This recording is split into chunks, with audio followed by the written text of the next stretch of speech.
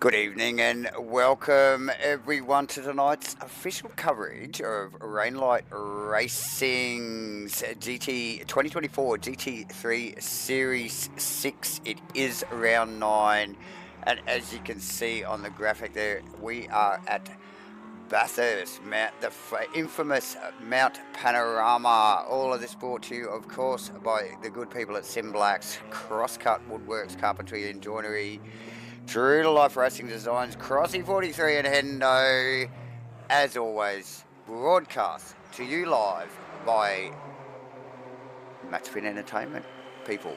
That means myself, Davo, and J-Man are here tonight. How you doing, J-Man? Yeah, good, Davo. Welcome aboard, viewers. As you mentioned, Bathurst round 9, mate. Been looking forward to this one on the calendar. You know it.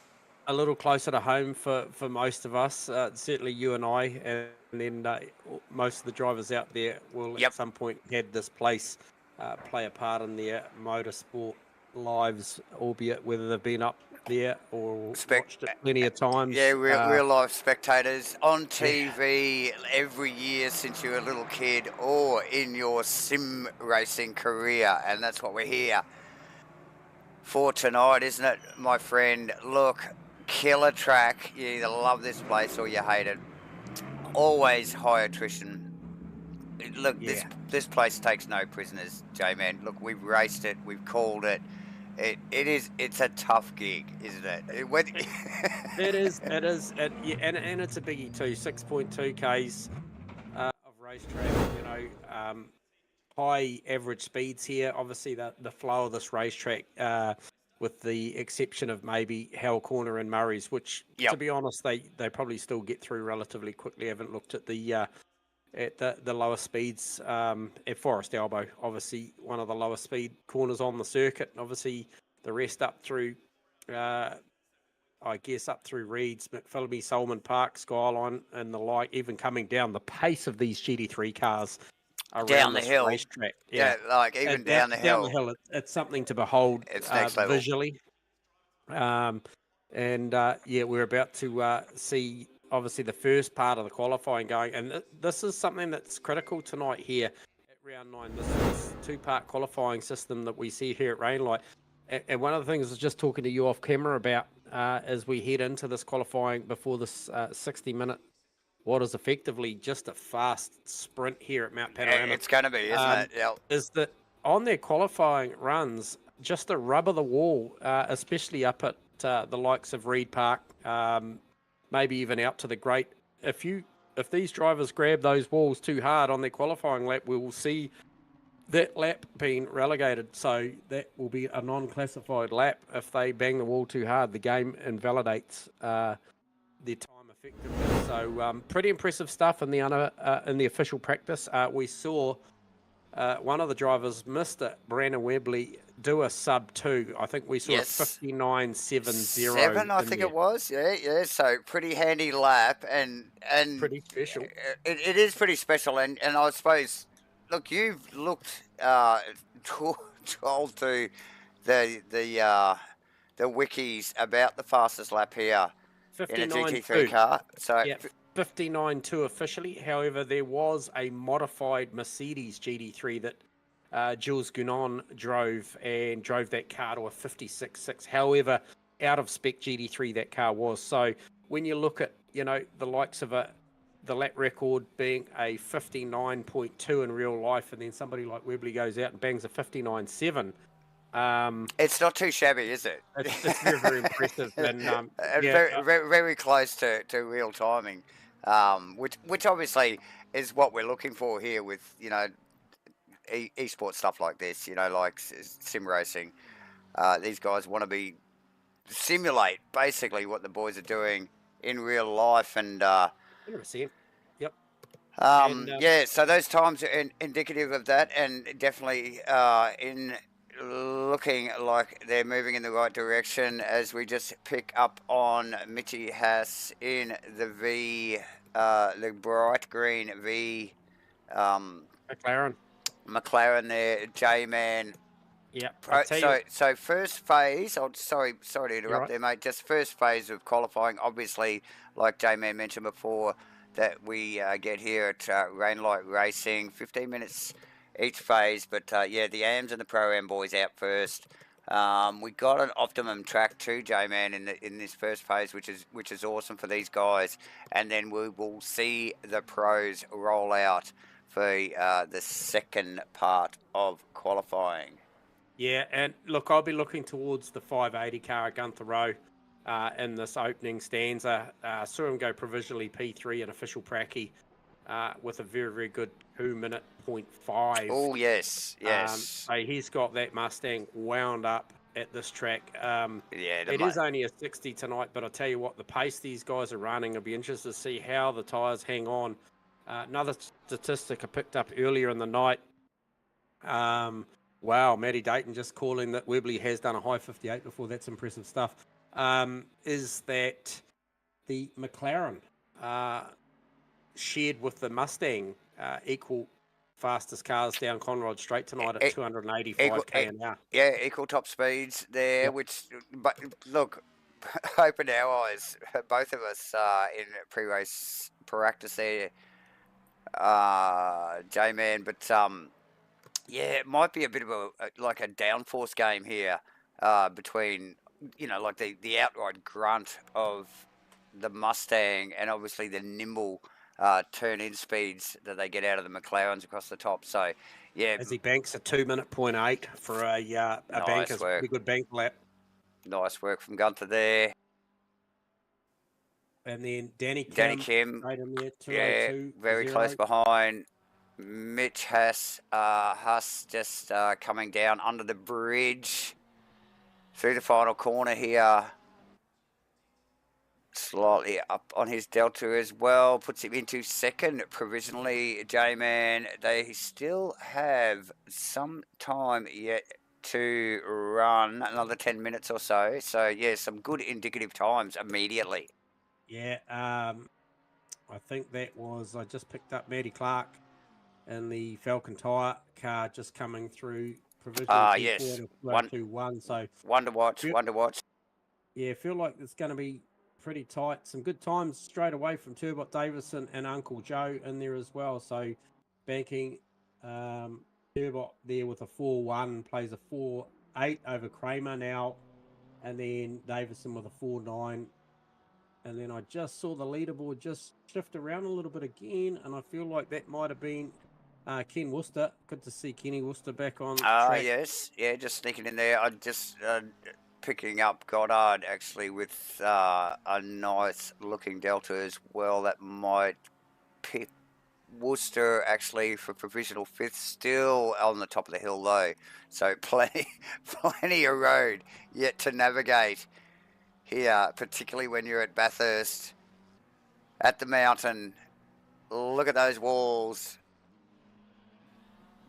Not a very forgiving place to circulate on. Goddard actually looking pretty handy there, but look at Kim's time there too, J-Man. He's currently running in, sitting in provisional third there. Yeah, got 7 tenths up, so this is going to see him go provisional second for sure. As he runs across the line, and yeah, definitely J-Man. Goddard just coming down in and through the chase.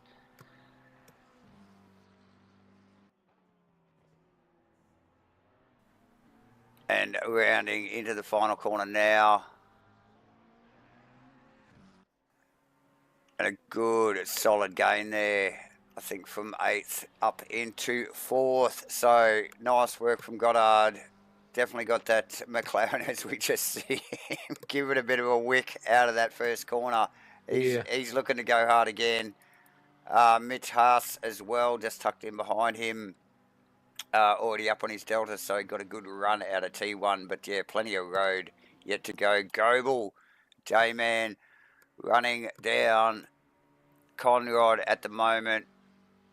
Nearly a couple of seconds up on his time. That'd sneak him up maybe into the top 10 provisionally there, J-Man, as he just runs down in and through the chase.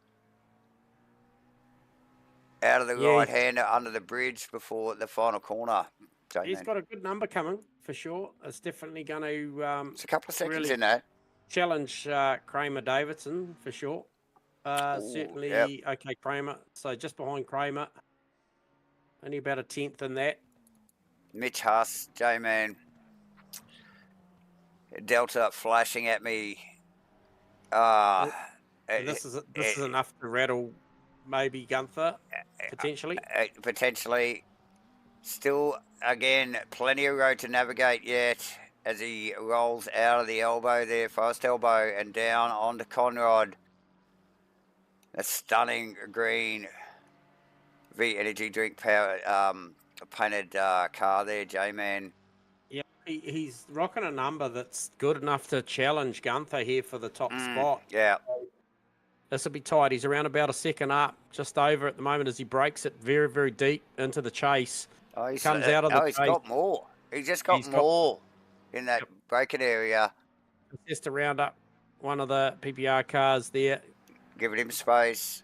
If you make the apex, he does a little bit of a wag of the tail on exit, but I tell you what, it's going to go. Oh, very close. 2 minutes. How close is that? With still a good 6 minutes left in the bank to try and challenge that time of Gunther. So less than a tenth between the first, the first two cars on the front row there. Yep. And Huss continues on. Goebel with now nearly a second up as he comes down Conrad straight as well. What'll that do from 2:04.9? Is that Worcester in the Mustang? No, Bill Goebel. Goebel.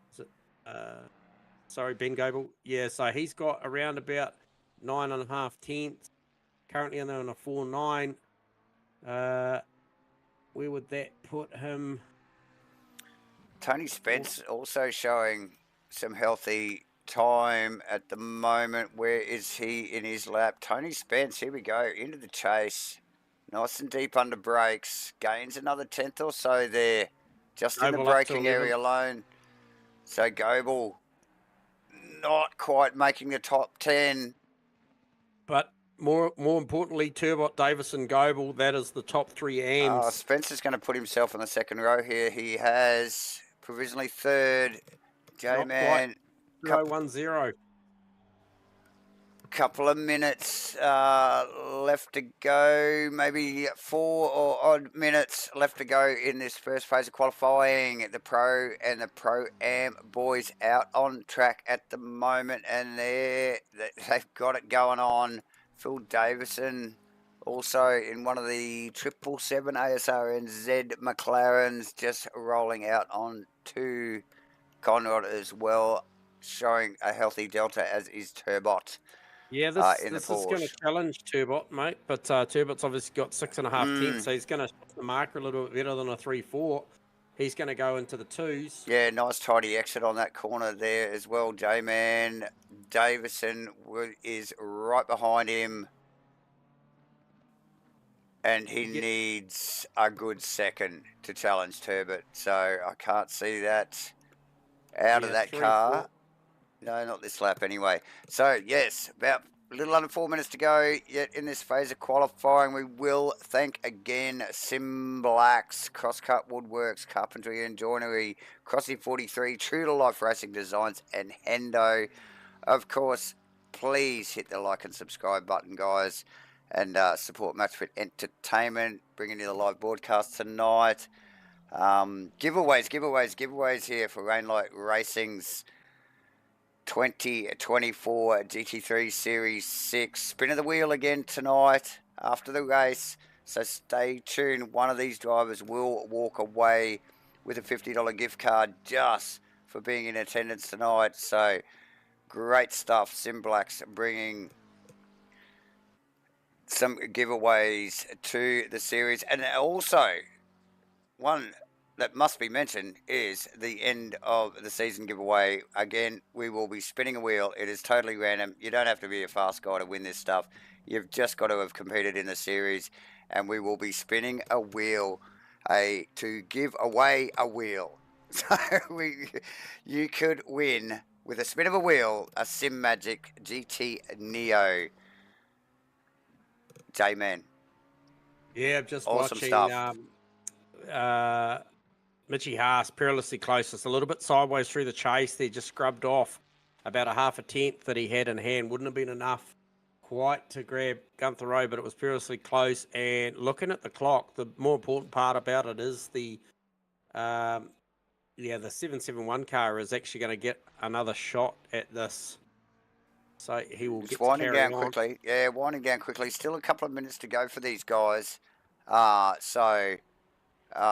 Definitely time to get across the line for Davison with a big lap coming. For most of us, but Wadsworth also well up on his Delta J-Man, which could put him in third provisionally here. It is second provisional in behind Gunther Rowe. So nice work from Wadsworth in the Ferrari. Yeah, it's a big lap. It's a very, very good lap. I saw this. What's going on here? What's going on here? What's going on here? Good to see Jacob up there doing it again. And I just watched Davison do that 2029. He was looking for something 2027 or better to put Turbot for the front row for the AM class, and he mustn't have had enough fuel in it because he had time on the clock to go again. However, he pulled the car off and called it a night as far as qualifying was concerned. So perilously close, and he has got around about a second over Ben Goebel for that top spot for or second spot for AM class. So very, very tight battle if you look at how they're stacked at the moment. Obviously the pro-ams from Gunther Rowe right down to Matthew Clark. And then you stack your AMs in there. It's very much, looks like the admin have done a great job with the classification here with these drivers. So, yeah, well done from Turbot provisionally. Put that thing P9 out right, but first in class.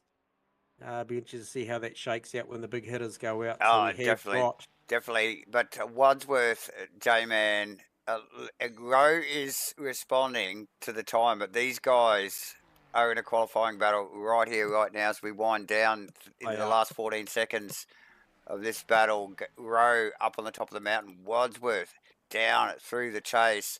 Yeah, he's done a good job at the chase too to carry that margin that he had. He had about a tenth and a half, 0.16 up. He's still got 0.14 as he heads down to the final turn. Tips it into Murray's and then comes out. The Delta screams on the favourite. Oh, he's got it.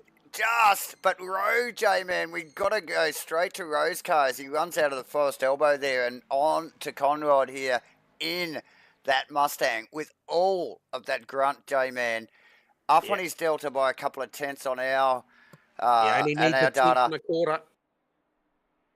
He's got just over 2 tenths in hand at the moment. He's just got to break this thing at the chase nice and straight. Get it tipped in. Look, and Gunther on a really... picks up a lot of curb. He did pick up a lot of curb, but Gunther on a fine bit of form at the moment too, J-Man. Well, it's going to be close. He's down to about bang on. He dropped it. He bled a bit off there, didn't he, with that curb?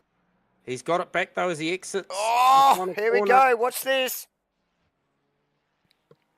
Oh, misses it. Misses it. It must. Oh, that was a 2-minute .722, so just short of the mark. How close is it qualifying for your Pro-Am category? Wow. Jacob Wadsworth, well done. Takes the top spot there as we do see the pros running out. And I'm just trying to pick up to see, I believe it is, who is out there? Who is the first car? Trying to pick up. Is it Matthew Clark? Is it Matthew? Newcomer to Rainlight Racing. I think we only called him for the first time last week. Oh, he's actually on a lap. He's still on a lap as Matthew Clark. Okay. Yeah, no, he'll be a pro-am. He must have got across the line. Yeah. Oh, he's well up, actually. J-Man, that could see him... So that could see him put him on the front row there. Challenge Goddard. He could challenge Goddard here. Front row? No. Where'd he go? Sixth provisionally for Clark. Okay, so there you go. And so first car out it's there Mav, by... isn't it? I thought it... Okay. Mav Webley. So the usual suspects, ladies and gentlemen. Here, And I don't know, is it? I think that is Panorama tucked in behind as well. Yeah, then Dayton. And then So, Hendo. so Hendo, a guy who had so much success oh, last week. mate, yeah. So it'll be interesting. We will be watching Hendo tonight. Awesome drive at last week at Spa. 2 hours in the pissing rain. Well, I guess he was one of the key characters in what was a 5-part miniseries in the broadcast. Well, so. it was, to be honest. It was a bit like that. But yeah, well done. Good to see Maddie T back. She took a week away from Spa in the wet, and Maddie T's out there again, so great to see. But yeah, certainly looking for this battle. At the moment, we saw a sub 2 minute from Webley in official practice, so we'll see how much risk he takes in this qualifying, in this 15-minute session that they've got, and he has got the carrot up in front. So the Red Bull Honda of Maverick is first on the road. A little bit of distance between them. He'll just pick up as he's exiting Forest Elbow, the Honda heading down the straight. Now he will have around about 3 or 4k an hour advantage over the Honda. It's not a lot though. We were surprised by how little difference in top speed between these two cars were, given the way the Mustang has looked throughout the season so far compared to the Honda, but and particularly last week at Spa again, like with some pretty long straights where it allows the Mustang to stretch its legs. So interesting stuff. The Honda across the top is going to be quick. Webley to the we top. just know that. Some notable mention too that I might just add in there too. So that Webley Mustang, all the Mustangs out in the field at the moment, BOP sees them plus 17 kilo. The Honda's negative 18 kilos. And are you getting a server issue, J-Man? Just yeah, I am. Yep. Okay. I'm just trying to work through it. And then I believe the McLaren was some plus 22 kilos. So I'll just keep thinking my way through this. But yeah, it does appear like we have got a CPU usage. So we might go to a technical issue break. Okay.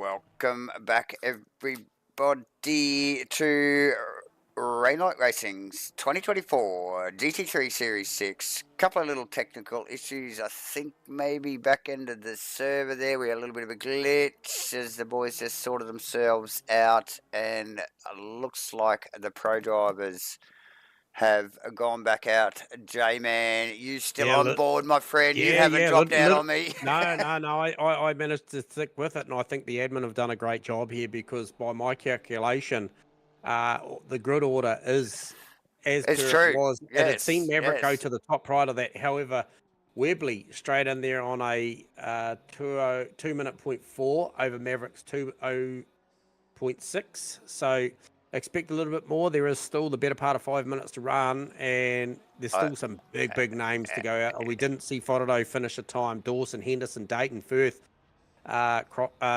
Smith and co. So yeah, plenty of names. Plenty of names still to bank a lap, mate. Yeah. So yeah, obviously, these guys will be suffering from maybe just a little bit of time loss there out of that session there, as we saw, with a little bit of a glitch in the server there. So these guys will want to get out and make that banker at least, won't they, J-Man? They might want to not go super hot, but they'll definitely want to get that banker as we see Webley going back out on track.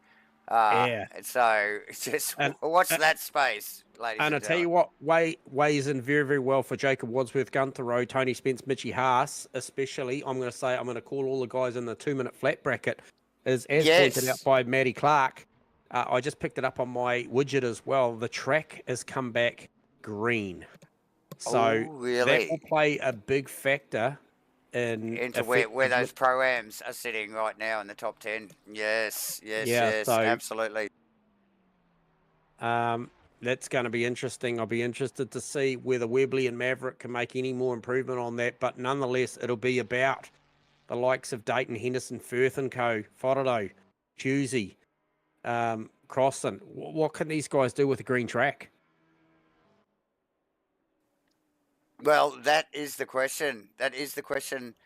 Look, you can see actually that we've got a bit of cloud cover, so it's definitely changing the conditions throughout the qualifying session so far. We don't mind a bit of drama, do we, Dave? Oh, we love the drama. We do. And look, even in the qualifying, I always say it's just like, who needs the race? The qualifying's epic sometimes. These guys and girls going at it. Firth around for another lap. Who is showing on my Delta? Maddie T. Missed last week in the pouring rain at Spa, but she's back from Bathurst. And looking pretty healthy on that Delta there. J-Man through the chase, under the bridge, and down towards the final corner. We will just watch this lap out. Bled off a bit of speed out of the chase there. Keeping it clean. Like I said, limited time for these guys and girls to just get a banker. Yeah. And make it happen. 2-minute .30. So should be looking for a lot more than that. Maverick 4/10 up. Look, this Pro-Am top 10 is looking pretty freaking healthy at the moment, isn't it? With the track conditions at the moment, there's not a lot of movement on this leaderboard. Well, I'm just entertaining the idea of all the drivers going out in the next session with some Pro-Ams effectively because of this qualifying little gremlin that's crept in. How's the racing going to be if you've got a handful of pros trying to work their way through the field? I'm all about it. Let's go. Oh, hell yes. And a healthy splattering of Pro-Ams. Like these guys, look, and we've seen them week in and week out and punch above their weight. There's a good handful of guys in that group there that, are capable of running with these guys, these pro guys. Maybe they're up for a promotion, who knows? But look, it's definitely thrown a bit of a cat amongst the pigeons here at the back end of this qualifying. Mav's going to be able to run across for another run here as we wind down to the 1 minute mark. Yeah, just trying to get a read on this lap time from Maverick just to see what it is. Comes across for a 2:01.5. But look at Webley's though. A 2 minute 4:60. Yeah, and he's J-Man's. parked it, mate. He's parked it. I think Webley's maybe. That's it. That's it. Yeah. And on that note, because he's in the pits, I'm actually going to grab Mr. Webley down, current points leader. We'll touch on that in a little bit, but I'm actually going to do a little bit something impromptu here and grab Mr. Webley down. You got us on comms, Brandon? Yeah, man, I do. Hey, mate, great lap at a 2:04. Obviously, a little bit of an upset with the qualifying format with a little bit of a glitch in there. So I see you've parked the car, Brandon, and do you think that the track doesn't have anything better than a 2:04 in it right now? No, green track, it's no point, hey, it's so much slower. Yeah. No, we did see the figures come out there, and smart play. You're just going to sort of reset and get ready for this race, mate? Yeah, I'm just trying to make sure I'm not forgetting anything on my setup because double checking while I've got the time, you know. Yeah. Well, righto, mate. We won't hold you up, and we'll let you do. You're all good. Yeah. So, hey, look. Obviously, we're going to touch on the points shortly. Currently leading the points. It's money time now, mate. A couple of rounds to go. You're in the box seat. So, you feeling confident, Brandon? Well, this is probably my best chance of winning, but I'm pretty good at throwing it away, as you guys know. So, well, we weren't going to say anything, but I was going to bring it up, mate. But but hey, nonetheless, you got a super fast race car out there. Well, certainly the quali car's fast. I'm sure your race car's every bit as quick, mate. Yeah. Go well out there, mate, and all the best for this one. And well done on the quali lap. Thanks, guys. Cheers, mate. Brandon Webley, ladies and gentlemen. Just quickly interrupted him in the pit lane there. Got him in for a quick chat. But, openly admits this track is not as quick as it was in the early stage. What does Mav got? Not enough, J-Man. 1-3, yeah, there's not enough in the track. So that begs the question. Shane Fodorno qualifies P12. Dayton 13th, Firthy 14th, Hendo 15th, Smith 16th, Maddie T, where is she? She's Maddie coming T, down. up on the Delta, not enough, but Crossland as well out on track. J-Man in the Sim Blacks, number 43, Honda, the Killer Bee. Yeah, Crossland goes to P13. There's a pretty good lap in those conditions, 2:02.0. Matty T provisionally 19th at the moment, up to 16th. So, yeah, look, the top end of this field definitely struggling, J-Man, with... what a shake-up. Wow. Just wow. Look at the Pro-Ams in the top 10. Yeah. There's 8 of them. Like, my God. Yeah.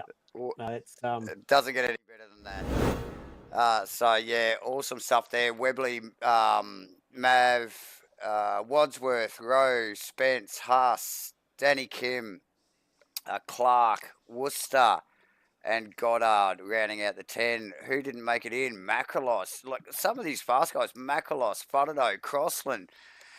Easy. You know, it's just like Tuesday, Dawson. I thought that Bentley. What? Okay, what is the Bentley? Try and I can't bring it up now, but BOP wise, before we lost you on the stream briefly, was talking about the McLaren plus 22 kilos, negative a good 17, I think, kilos on the Honda, a good plus 18 on the Mustang here. So BOP well at work here. So that'll play a factor once the cars are full of race fuel, ready for a 60-minute run, because there will not be any scheduled pit stops. No, definitely not. No, J-Man. Let's have a look at the points here while we've got a little bit of a gap in the proceedings. Tight at the top, J-Man. Yeah, so what did I call, some 27 points or something like that. Brandon Webley over Phil Antoon after a couple of rounds away. Offshore was Phil Antoon, rounds 6 and 7, back for a good result at round 8, only bettered by the great round that Nathan Henderson had. So Costas Makrolos still holding third position, 342 points. And then back to Nathan Henderson, good result last week, sees him up a couple of spots. Stellar drive last week. Down a couple of spots. So Shane Fodorno also up there into the top 5. So there's only a couple of points between 4th and 5th. Nick Firth, as we mentioned, dropping down to P6. And then you have got this 580 Gorilla Racing Gunther Rowe car that's just been, as you mentioned, off air tonight. We've been watching this car all season long. This Mustang up there, 278 points, only 10 points short of the marker from Nick Firth to go into sixth position and put another pro behind him. And a very real opportunity here tonight, given what we've just seen with this upset in qualifying with the pros having to deal with a green racetrack. Pete Dawson comes in at P8. Some 3 points short of the mark from Gunther Rowe, so he's still very much in it, but well down the field as well. Will Dixon, not here at the moment. I don't believe I've seen Dixie. And then also Steve Crossland was really running well inside the top 5 at points of the series. I think the start of the series really went well for him. He's fallen away a little bit at the back end, a couple of bad results in 7 and 8. Rounds, but he rounds out the 10. And then Mitchie Haas, that car there, great qualifying for Haas in P6 tonight, sees him out of 11th. Matty T holding down 12th. Jordan Moss, no Jordan Moss here tonight. Shame not to see the 777 car out there, because he is currently racing at the 13th position. But I'll jump down a little bit further, and I just want to pick on Mark Turbot here, and I believe he was the top qualifier tonight, 19th in the championship, and I think we did see him somewhere. I'll just try and get a read on that. Oh, we've lost server connection again. However, we still are live, I think, Davo. Yes. So we might just see what happens there. But, yeah, the battle, Mark Turbot and then Kramer. So Turbot 19th, Kramer in 24th. And then you see Uncle Joe with a pretty good season, I feel, to see him third outright in class in the AM class. He's going to have his work cut out tonight with Ben Goebel. Only Uncle Joe, he's only 1 point behind him. So lot to play for the top 3 in that class. And then, as I mentioned, the Pro Am category, Gunther Rowe, got a good strangle on that at the moment. However, we've seen big upsets before. Likely, potentially going to see another one again tonight. Should we get proceedings underway, we might just cut to a technical break. Let the good people here at Rainlight Racing maybe try and establish what's happening at their end. And then...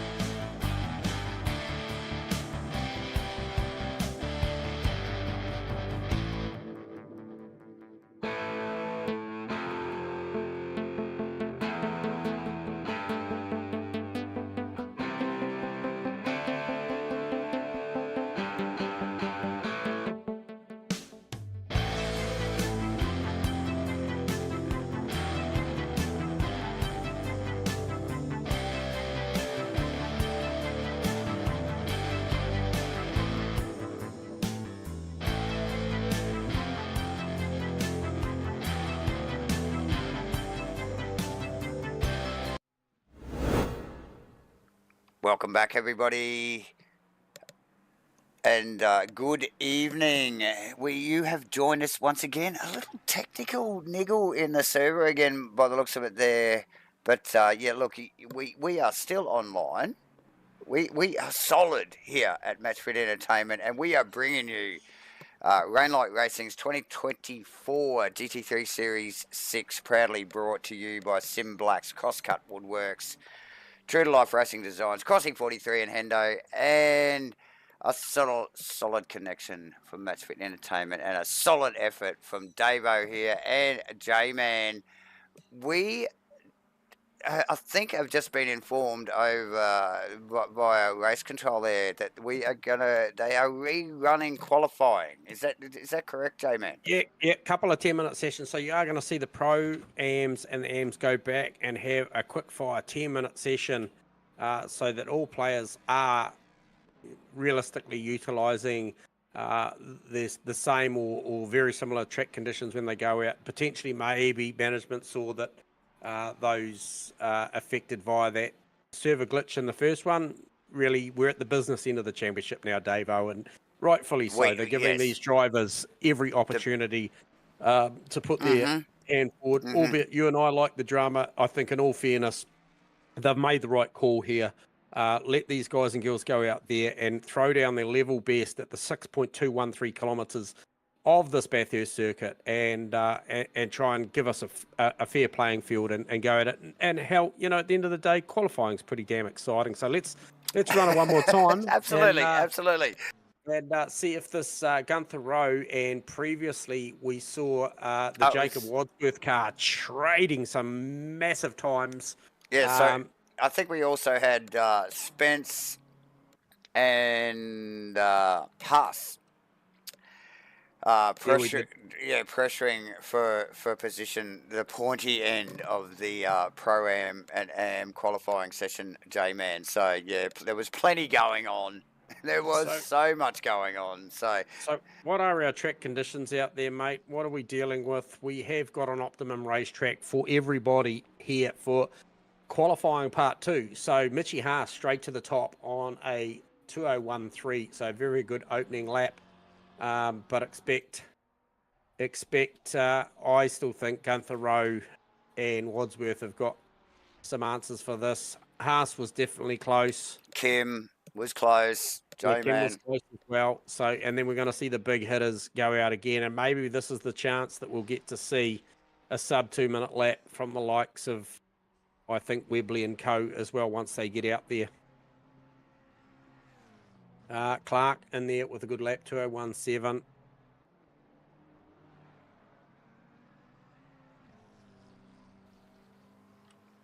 So fantastic looking conditions out here in this second qualifying, J-Man. What have we got there? 21 ambient, 29 track temp, optimum track. Look, it doesn't get much better than that, does it? Full sunny conditions. And like you mentioned, it really is going to give these guys the best opportunity to show what they've got in qualifying, all the way throughout the classes. Check this out too, mate. What's going on here is got a draft down Conrod straight behind Mitchy Haas. Mitchy Haas pulls out of it, gets well out of it, but I tell you what, that would have helped. And he struggles to make the apex at the chase, does Jacob Wadsworth, but I tell you what, he's still carrying 3/10. He must have had a couple of extra Ks up his sleeve there. He's probably thinking, I might have left that too late. But he's dealt with it. He recorded the fastest mile an hour I've seen tonight, so that was 286 kilometres an hour. There you go. So it's the right place at the right time. 2012. Rowe responding out of the final corner. Well up on his delta. Didn't register, J-Man. These guys just grabbed the wall there. He's got enough for this lap and one more up his sleeve. These guys, a little over 3 minutes to go in this second qualifying session for Round Light Racing's 2024 GT3 Series 6 here tonight. It is round 9. We're at Bathurst. It's a big deal, J-Man. Bathurst. I see Turbot's parked the car provisionally third in class. He was at the top of the tower previously on the original qualifying and decided to park the car. Kramer's parked the car also, which still allows Ben Goebel and Phil Davison, who are out there and still improving. Well, Phil Davison is, for that matter, on his time. Won't be enough to affect Ben Goebel's time at the moment.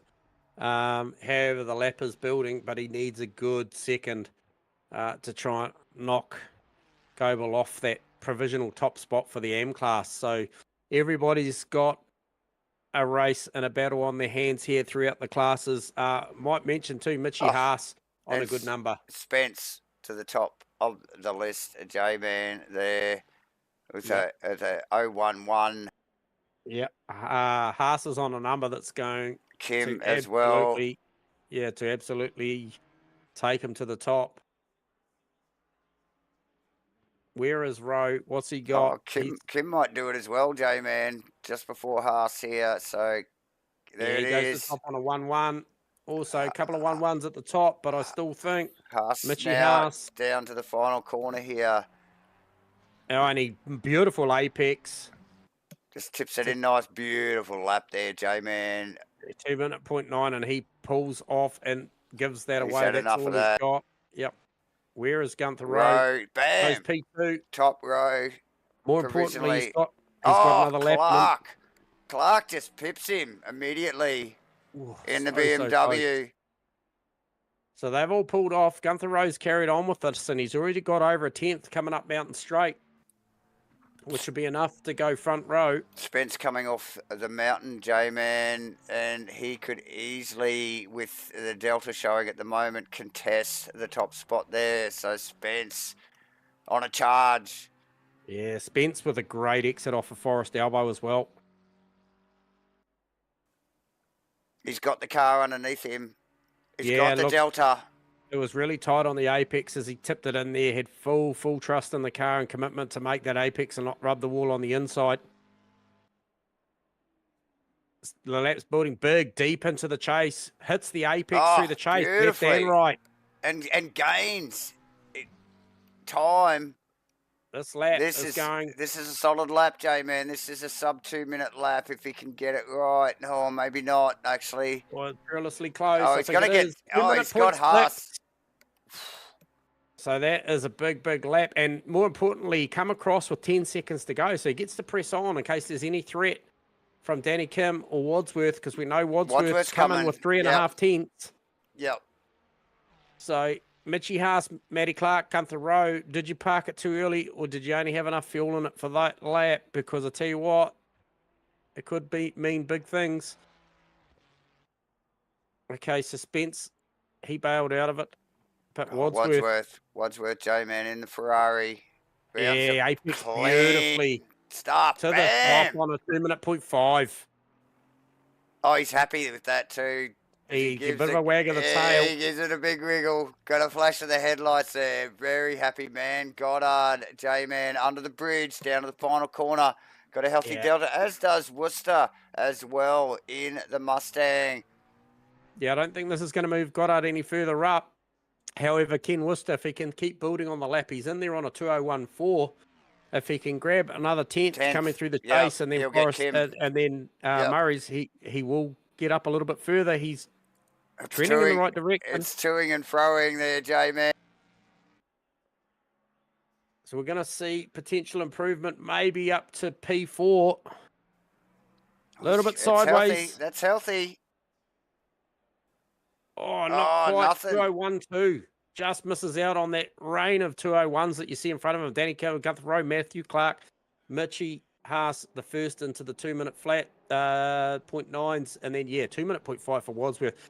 Already we do have the pros out there as we see the clock get down. I do believe, who have we got first on track? I think it's a Mav again, aka Phil Antoon. I think we've got Crossy in second position, and then I think that is Dayton's car just tucked in behind there. Oh, it might not be actually. Looks like a Ferrari. So solid effort. I've got a shout out to Ben Goebel, Phil Davison, and Turbot for the top 3 in the AM class. Very closely contested, that class there.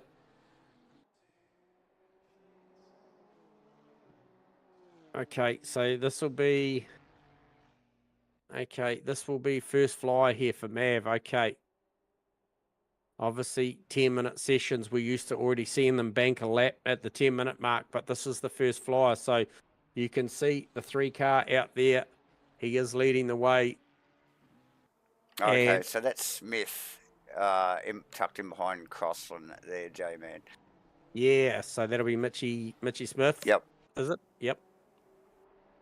Yeah, Mitchell Smith tucked in there. So he's got a good carrot up the road with the Honda of Crossland. Crossland's got a great marker in Maverick just up the road. Yep. Yeah, and he's not far up the road. So has Maverick made a mistake there or something? Because I thought the gap was a little bit bigger. No, he looks to be building into the lap nicely. So this Honda will do all its work across the top.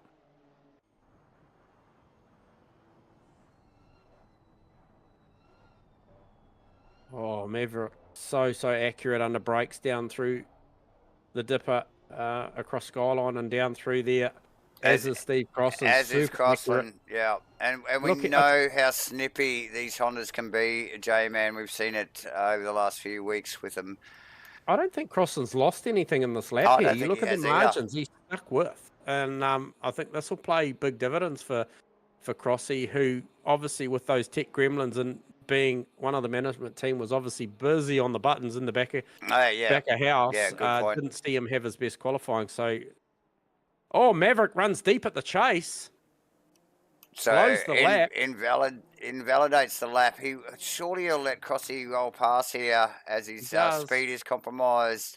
It's a good looking lap from Crossland. What does it do for him? How far up the tree does it take him? Does it take him the whole way? Takes him to P4 on a 2-minute 0.9. So great banker lap already in the mix. Yeah, very nice there, J-Man. That's Smith in ninth there, and Faraday also just sneaking into the top 10 as well. And now he's got Maverick as a benchmark as they come up Mountain Straight as well. So not a bad position to be, because Maverick's never going to be a driver that's going to hold you up. You just got to try and hang on. Yeah, you just got to try and hold on to him. That's right. Yep. So Maddie T, she's just coming down to the final turn now. Big under brakes down there, just about a metre away from the apex at the final turn. What does this do for Maddie T? Goes P16 on a 2019.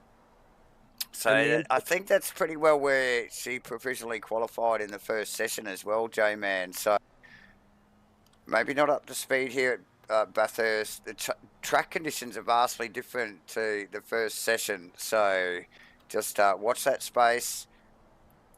First flying lap for Madison as we just inboard with, I think that is the Shane Faraday car with Mav as the proverbial carrot to chase in front of him. And Faraday on fire, J-Man.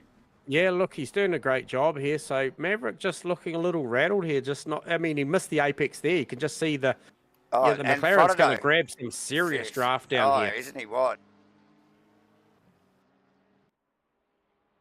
And we already knew, look at this, he's going to make a pass here. Mav rolls out of it and says, look, mate, I've butchered my lap. You have a go. Yeah.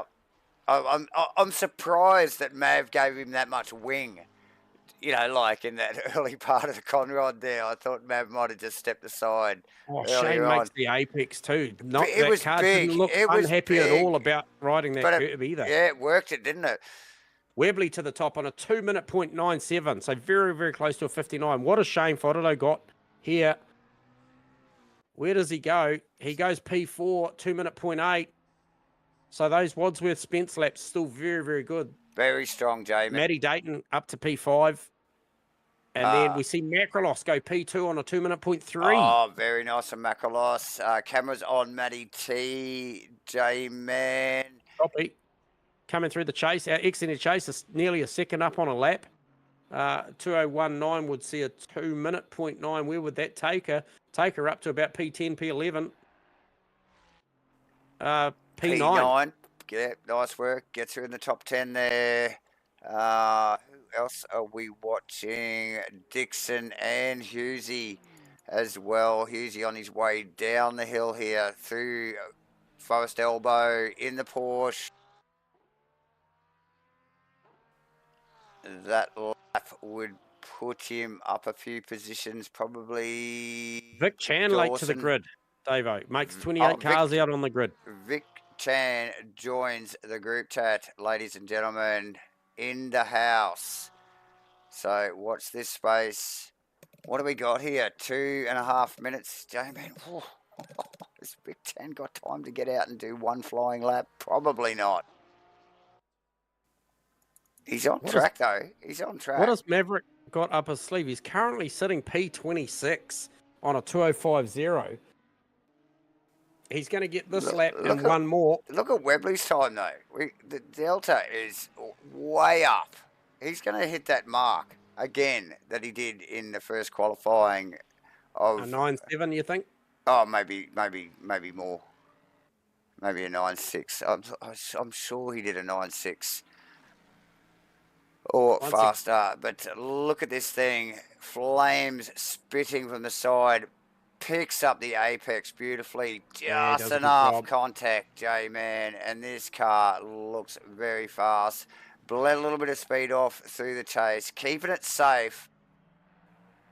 Rounds the final corner. 59.887. Very nice work. And more importantly, presses on, knows the importance of just staying out there as long as he can, still trying to improve the lap. Unusual to see Mav back in 6th professionally there too, J-Man. We've got Macrolos in 2nd, Prodido in 3rd, Wadsworth, Spence in Wadsworth 4th and 5th respectively. Mate, Mav struggling with the Honda here at Bathurst. Dawson coming with a pretty good lap. He needs a lot more of those 8.5 tenths up. Season go P17. So a bit of a struggle streak for some of these cars around Bathurst. Vic Chan is on his one and only flyer. He needs to make this one count in the Audi. So this will be the only shot he gets late to the party. No car audio on stream. Okay, we'll try and rectify that with you guys. And it's very quiet. Copy. We'll get our director to just give it a bit of a tweak, and I'll just look for a bit of feedback on that. Yeah, look, our mic comms should be loud and clear, J-Man. Yeah, comms are clear, cars are not. But yeah, I think. Hey, good now. Sweet as. I might have just snuck the car noise up a bit. There you go, boys. A little bit Copy. more audio. We Yes, love for to the hear these feedback. things. Thank you for the feedback. But yeah, look, Mav on a great delta here, J-Man. Yeah, Don't he think is. it's enough, but No, it's not going to be enough to rattle first, but he will go close to second maybe or second third. row. Yep. There you go. Okay, so he goes P4. Back into the P4. second row. Music to Webley's ears with 2 rounds to go. Current series leader. Dawson running out of Forest Elbow, and I think that might be Smith just in behind him as well in the Ferrari. Yep. Smith actually a little bit up on his delta. Actually, both those boys, Dawson and Smith, up on their deltas. So running hot all the way to the end in qualifying, as we would expect, J-Man, here at Rainlight Racing. This could see Smith go all the way up and knock Matty out of P12. Well, there you go. Dawson, on the other hand, he's well and truly probably going to start challenging Mitchie Haas, the Pro-Am. Oh, yes. Okay, he goes up to P9. P9. Very tonight. nice, very nice. Back to Smith as he rolls out under the bridge. Spit it out, Davo. Yeah, and 310. around the final corner. So he goes there up you just go. in behind Matty for a 201.035. So very nice, great very job nice. here. Brandon Webley over Costas Macrolos. Shane Fodolo does a great job, P3. Can't help but think that lap chasing down Maverick was a good one early in the piece, a 2:04. Maverick P4, Wadsworth. I think the Wadsworth Spence laps, P5 and P6 for the Pro-Ams. 2:05.87 and a 2:0600. A very, very credible laps. Crossan with a good qualifying there, P7. And then Matty Dayton, Pete Dawson, Nathan Henderson round out the 10. C's Nick Firth go 11. Mitchie Haas 12th. Matty T 13th. Smith, as we just mentioned, just slightly behind Matty late in the piece there for 14th. And then Will Dixon is on the grid for P15. So, and then you have this run of Pro-Ams straight after it, very, very close, all on 201s or a 20. Yeah, all on 201s there. Yeah.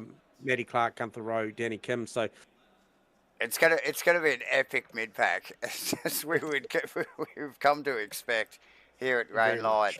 And in GT racing, pretty well across Australia and New Zealand at the moment, the mid pack is an epic place to be, and it's been great to call J-Man across plenty of communities. Hit the like and subscribe, ladies and gentlemen, so you can keep up with these said communities and what's going on and what Matchfit's doing. We're going to thank Rainlight Racing again for the 2024 GT3 Series 6. We're going to thank Simblacks for the giveaways that they provided for the series. We're going to thank CrossCut, WOODWORKS, Carpentary and Joinery, as well as True to Life Racing Designs, Crossy 43 and Hendo and Matchfit Entertainment for bringing you all this goodness live to the internet. We are going to take a very, very short break. Don't go too far away unless it's just to go and get a beer. And we'll be back in a moment for this 60-minute race. Bathurst, round 9, people. It's going to be awesome.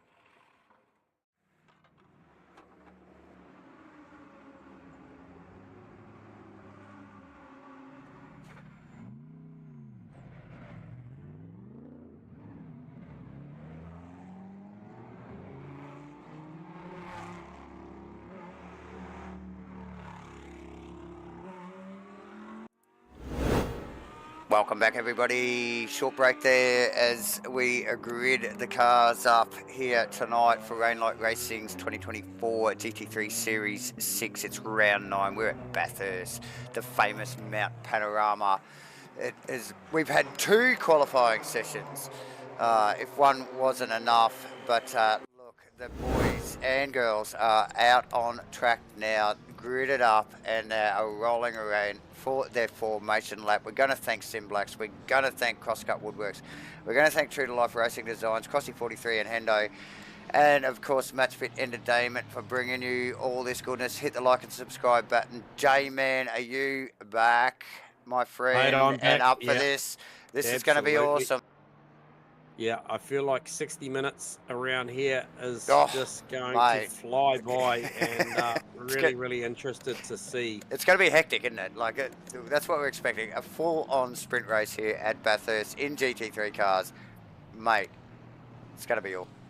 Yeah, and I'm super interested to see what Wadsworth and Spence can do with this great qualifying performance that they've just put together for P5 and 6 outright. So there's a couple of Pro-Ams in front of what is 5 very, very quick Very pro cars capable. behind Yeah. them, the 43 Yep. car, the Matty Dayton, Pete Dawson, Nathan Henderson, Nick Firth. I mean, you only got to take a look at their credentials and their current standing in the points championship to know that they probably feel they have every right to be up there in front of them. However, such as racing on any given night, I just think that Wadsworth has done a great job there.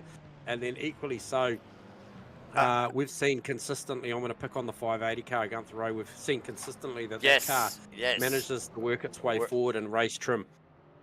So yeah, definitely worthy that. of a mention, J-Man. Look, and other mentions, like obviously we're used to seeing Webley up on the front row, but we're usually used to also seeing, you know, the likes of maybe Matty T or, of course, Mav up on the front row with him. And where's Mav at the moment? He is the back end of the second row. So, look, as much as, you know, we celebrate some of these guys moving up the front, you know, you got to think about these guys that are used to being up the front and they're maybe a little bit further back than they would like to be. Look, this is going to make for an interesting race because of all that, isn't it, J-Man? I mean, that's the beauty of all this.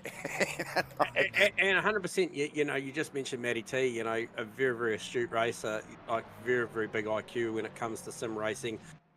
Super, super respectful out on track, but super fast. Now, just looking up the road in front of her at the moment, and you know, Mitchie Haas, albeit racing in the Pro-Am category, very, very quick tonight. But then you look one row further up and look at Firth, Henderson, Dawson and co. So even if she dispatches the 771 car, the Pro-Am car of Mitchie Haas, it's just not going to get any easier. You know, we often see nights where somebody doesn't qualify quite up to speed and then they work their way through the AMs and the Pro-Ams. However, she's got a very, very stacked lineup in front of her. And the other car I want to pick on, late to the party, only got one lap in qualifying, is Vic Chan and the triple three. Where did he come out? Yeah, P20. 20th. P20, Yeah, the only Audi in the field too, mind you, J-Man. Yeah. Now that is a car that expect over the first 3 laps to move forward pretty quickly. Serious positions. I expect him to dispatch Ken Worcester, Kim Rowe and co pretty quickly. No disrespect to them, it's just the nature of class racing that. Look, he was late to the party. I think he will have turned up with some engineering under that Audi and will move forward. So definitely looking forward as we do see the field come around and start to double form formation. Up. Yes. Look, and a couple of Molly Bridge. Look, and a couple of other mentions. Just talking about Mav being a couple of positions back. Puts Macrolos and the likes of Macrolos and Shane Fodado in between himself and Webley. So. Definitely going to be interesting stuff. Cars are forming as we speak, J-Man. They're rolling down under the bridge. Good field here tonight with 28 drivers around the final corner. And we're about to go green on Rainlight Racing's 2024 GT3 Series 6 Round 9 at the infamous Mount Panorama. Bathurst, ladies and gentlemen, we've got a green light. Looks like a good start for ball. Spence with a little bit of a jump there on Wadsworth. Yeah, too wide through Hell Corner for a lot of the field from Dayton down.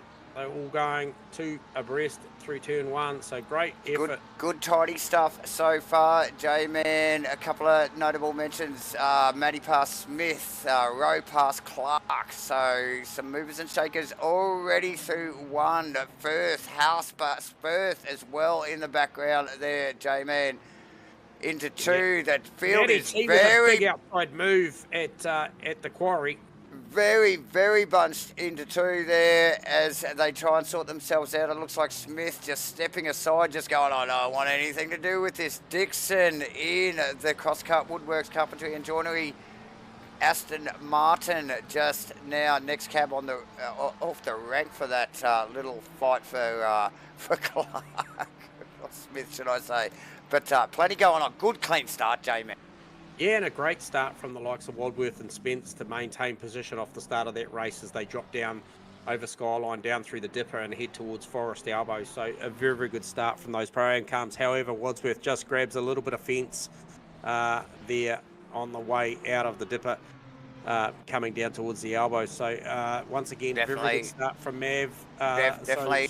From Webley, and looking to make a little bit of an air gap between himself and Costas Makrolos. Used all the mile an hour from that Mustang down the Chan with some gains as well, and Gunther Rowe past Matty T. Like the power of the Mustang, bam, gets it done straight out of the elbow. And I'm not sure whether Matty T might have been compromised on the exit there, but another early position. Dixon past Smith going into the chase. This is on J-Man. Worcester blows it at the chase down the inside of, I think that was Danny Kimmer initially. Going to lose a couple of spots out of that. Just too big under brakes. First lap around. But as you mentioned, Dixon was side by side also. Oh, look, the Worcester move there. Turbot, I think, was very lucky not to have got tangled up in that J-Man as well. So stuff. We don't do too many replays in lap 1, but that one right at the end of the lap picks it up clearly. Dixon Dixon and Smith still up, but Vic Chan J-Man started in 20th, already up 3 positions after lap 1, and coming up on these guys hot in the out. Who's that on the outside? That must be Matty Clark looking for an outside move, but he's actually going to get a lot of pressure put on. So Clark's gone back. Oh, no, it's Hughes, J-Man. Hughesy, sorry. Yeah, so Hughesy, but it's not over yet as Hughes getting hung out to dry there, and Clark back past. That is like we expected. This mid-pack is going to be like this all night here at Bathurst. 60 minutes, round 9. Round 9 Racing's 2024 GT3 Series 6. Wow, good clean start, Little bit of, obviously the usual elbows out sort of stuff as we would expect. A little bit of a mistake from Worcester there. But looking for the horsepower of Rowe here, Davo, on Firthy down Conrod. What's he got? Firthy's just going to I've got nothing for that. Look, he didn't even go underneath the wing, mate. He just pulled to the right and said, I'm just going to do this on brute horsepower. Yeah. I'm going to put myself on the inside position. Already done. Didn't even look for the draft as Rowe runs into the chase. Looking solid. Firth now has... Oh, Matty T to think about. That was Haas in behind. Matty T running very deeply into the corner there, Jay. Oh, look at this. Oh, Chan on Smith as well. Chan on Smith. And then Clark's trying to go with Chan too. I've just picked that up the last... So we just picked that up at the replay there. Chan really close to the back of Smith through the kink in the chase there, and just putting the car in wide, and which means the inside line for the braking area. Just like 101 move at Bathurst there from Chan. Yeah, perfect stuff. Webley got that out to that magical 1 second mark already as they get into lap 2. So he's putting his head down for the 60-minute sprint. You heard him at the top of the broadcast after that qualifying that he said, this is his to lose from here, current points leader in the championship. So absolutely. As we look over the rear wing of Spencer's car, he has Crossland in the Simplex 43 Honda, all over the Killer Bee, and mate, that thing is all over the back of Spence there. That is Matty Dayton, you can see in the background. Dawson not that far behind that Bentley, you can't miss that thing, the big gold barge. And we've got Nathan Henderson, last week's winner. Stellar job from Hendo. So, look, mate, look at the talent right there. Yeah, but how's Gunther Rowe up 6 positions in 2 laps? Also, Vic Chan up 4 positions in 2 laps. Turbot up 3 positions. So, Turbot with a great start to this race. Leading AM driver. Didn't qualify as good as he did in phase 1 of the qualifying. However, must have known he had a good race car underneath him because he's pressing on. But yeah, Gunther Rowe once again starting to line up Hendo now, so that Conrod Straight is going to play favours to that Mustang all night long, I feel. Look, I'd expect so, J-Man. You did call that the McLaren was there or thereabouts on the Mustang as well, but Wadsworth giving Maverick all sorts of pressure now. What's going on here? Henderson. Oh, what have I got? Henderson going Rowe past Hendo. Yeah, we talked about that down Conrad. I didn't think he was close enough, so maybe Hendo was a little step up at the chase. But yeah, Wadsworth all over Maverick now. heading And up the, mountain. oh, Great. and the power of the Ferrari. Watch this. Let's see what he can do. Watch that Honda into two, though. The brakes and the nimbleness of the Honda, I think, Yeah, over could just the get there in Ferrari. the mid phase of the corner. It just Yeah. pulled a little bit of margin there. So Spence now through on Croston. Oh, hang on, sorry, he was Yes, already that's through. correct. Sorry, As yeah, well okay. as Firth through on Henderson as well. So we're just picking up on Oh, the Spence Croston. replay. Croston wide. So just picking that up on the replay there. Through to allow Spence past. I think that was Croston trying to mount an attack there on Spence, to be honest. Oh, okay. So it's there you go. So Yeah, and now he's under pressure. Well, he was under pressure from Dayton. However, Dayton as well. Rowe already at the back of Dawson. If he can stay there through this phase of the racetrack, coming down over Skyline, down through the Dipper, if he can stay there, live there through Forest Elbow and get in behind that big Bentley onto the back straight of Conrod. What have we got data on the top speeds of the Bentley as well, J-Man? Traditionally, another one of the sort of relatively high speed cars, isn't it? Yeah. So he's 285, but they're all going quicker in the race. Gunther Rowe 288, but get this, Matty Dayton and the McLaren 289 kilometres an hour. So we're approaching the 290 mark. We saw as high as 286 in qualifying. We're already at the 88s and 89. So look at Gunther Rowe ranging up through the chase, but that Bentley was up to task. What has the Bentley got? 285. There you go. Interesting stuff, ladies and gentlemen. Macross. Macross Webley. We are we're not even 10 minutes into this race, and it is on, and Macross on fire, J-Man. Look, we call this guy all the time. Sometimes he is so on fire, and I think we're seeing that again tonight here. Not even 10 minutes in here for round 9 in Round 9 Racing's 2024 GT3 series at Bathurst. And look at the pressure he's putting on Webley immediately. Crossland on Spence again as well in the background. J-Man, we might just sneak back to that as well. Yeah, absolutely. Crossland, yes. Come up to the cutting once more. He's forging very another close. attack. And who's that in the background? That is Dawson now trying to really give Dayton a bit of a push along, because he knows he's got Rowe behind him, and Rowe's pushing hard. So plenty going on here, and it's early days. Little over 50 minutes to go now at Bathurst. Be interested to see, Davo, as we'll see the Mustang and the Ferrari come out on to Conrod straight as they exit Forest Elbow at the moment. Macross's car 287 plays Webley's car 284, so appears maybe Webley's fired a bit of wing at this Mustang for the race as opposed to quali when we saw it a lot slicker. So a lot quicker. Yep, definitely. Yeah, Macross 287, but that Matty Dayton McLaren 289. That's an impressive. That's a big number, speed. Isn't it? Yep. Rowe, Dawson, J-Man. Yeah, it's close. Has a big look again down through the chase. Has a big look down the inside. Dawson second guesses the apex, and Rowe just slips on down there. He's going to be under pressure from Nick Firth and Nathan Henderson as well. Hendo looking for an outside move down to Murray's. So we got Gunther Rowe, Dawson, Nick Firth and Hendo. Matty T. That is 9th, 10th, 11th, 12th respectively. And Matty T now getting into the fray there, putting pressure on Hendo. Who's that? Just tucked in behind. That's Rees. No, that is Haas. That's Haas. And Dixon. And also, I can tell you, Maverick's trying to line up a move here on Shane Fodderdo into turn 2 into the quarry. They couldn't quite make it stick up there. However, he's starting to mount an attack for what is P3. Crossland past Spence going backwards. Yeah. What's happened there? Spence has had a moment.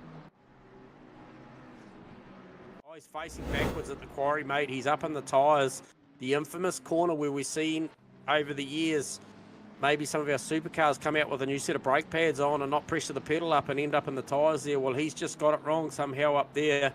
And she's pretty busted up in the front. at the moment. So That's hopefully tough he can for recover. Spence. Looking very speedy there, going at it with Steve Crossland for, I think it was 6th and 7th respectively there for those two boys. So, mate, he will be kicking Keep your eyes. himself. Oh, crossing on the fence out of the dipper. It's going to allow Matty Dayton to go down the inside here. Can he mount an attack as they go? Gunther Rowe's going to go around the outside too. And we know what the horsepower that thing's got, but that McLaren of Matty Dayton's is the car that ran 289k an hour down Conrod Straight. We're going to get to see what the mile an hour is like between these two because they are nearly side by side. Does Gunther give him a bump draft? No, he goes 3 wide. Looking for a 3-way down to the chase. Can Gunther go for a 2 for here?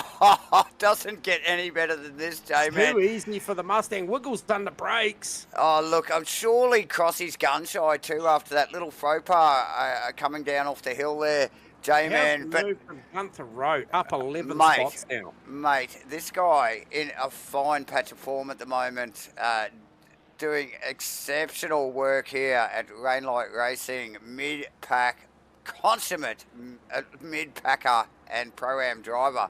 Maybe he's up for a little bit of a, promotion maybe. Macrolos on Webley, J-Man. Oh, he's right in there. And I tell you what, the Ashton Hughes car's just copped the penalty for contact. Gains a 15-second penalty in the Porsche. So, Vic Chan currently sitting P15, trying to size up Will Dixon as well. So he's moving forward. But Macrolos with all the attack right now on Webley. And I think just behind this race, as well, J-Man, we can't Maverick forget about Fotado battle as Firth. Dayton gets past Firth in the background, ladies and gentlemen. Look, it's hard to keep up with what's going on in this mid-pack here with so much. Look at the train of cars there. My God, it is Dawson, Dayton, Firth, Henderson, Matty T, Haas, Dixon, and I think Chan has tagged onto the back of that, J-Man, in 15th. After making 5 positions. Look at that train of cars. 8th, 9th, 10th, 11th, 12th, 13th, 14th, 15th. My God. Might have just picked up on Macrolos in the fence there. It's just lost a bit of margin as we speak. Still pressing on, but lost a bit of margin to the leader Webley there. Maybe tag the wall coming across the grate somewhere there because he lost a fair bit of margin. He was right on him as they came up through the quarry up into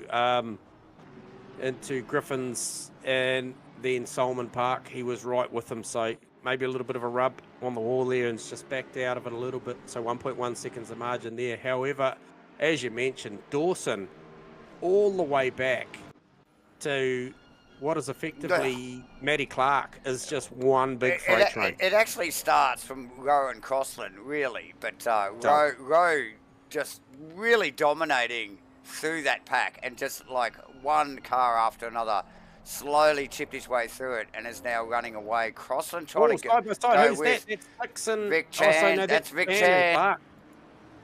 Vic Chan and Clark. So that was the back end of this pack that we're just talking about here. Vic Chan trying to move through the field. Okay, so we've got a timely race BMW on Audi here. BMW looked pretty good. Ducked out from underneath the wing and didn't have anything. Tucked right back behind. Did he? Tan covering. Right to the last second, J-Man. Very much so. And Maverick threw on Fotado too, mate. I just to pick up there. We'll try and pick that up on a replay. I got a feeling that might have been turn 2. It was turn 2. We've just missed that on the replay. No, it's turn 1, I think. He's got it, so he's already got it by 2. Yeah, he's already got it. Okay. Yeah. That's Wadsworth, actually, just tucked right up underneath Shane Fottodo's wing there too, immediately. So Fottodo, quite possibly with a little bit of a wriggle, slight mistake. Look, it'll feel this tight, this good at Bathurst, mate. You can't afford to make the mistakes. It's 1, maybe 2 positions immediately with a mistake like that. So Fottodo losing out to Mav at the moment. There is plenty going on, ladies and gentlemen. Let's get back to this battle. We'll pick up on, I think it is, we're in the Dixon car, the official CrossCut WOODWORKS Carpentary Joinery car. Chasing down Haas. But he has Chan coming now. Clark's just tucked in behind. Look at this mid-pack, J-Man. It is epic. Yeah, and look, Hendo having a big look down on the inside at the chase on Firth. He's right smack bang in the middle of that. I'm sure all these guys and girls, Matty T's tucked in there as well, grinning from ear to ear. Super battle here. Clark under brakes down to Murray's. Has a little bit of a contact with Chan. I'm not sure how the stewards will review that. There was a little bit of a contact to make the pass. He was certainly down the inside, so we'll get to see what happens there, whether there's a readdress or any sort of penalty out of that. But look, there was a bit of contact during that. However, Rubbins racing. Clark pass on Mitch Campbell there, J-Man. Where do we look? This is it's an epic battle. Clark and Chan, it's not over yet. Chan forcing the issue on the outside into two. Who is that tucked in behind? I think that's Smith. Mitchell Smith. Yeah, so he wants to get involved now. Chan will be getting frustrated. Clark.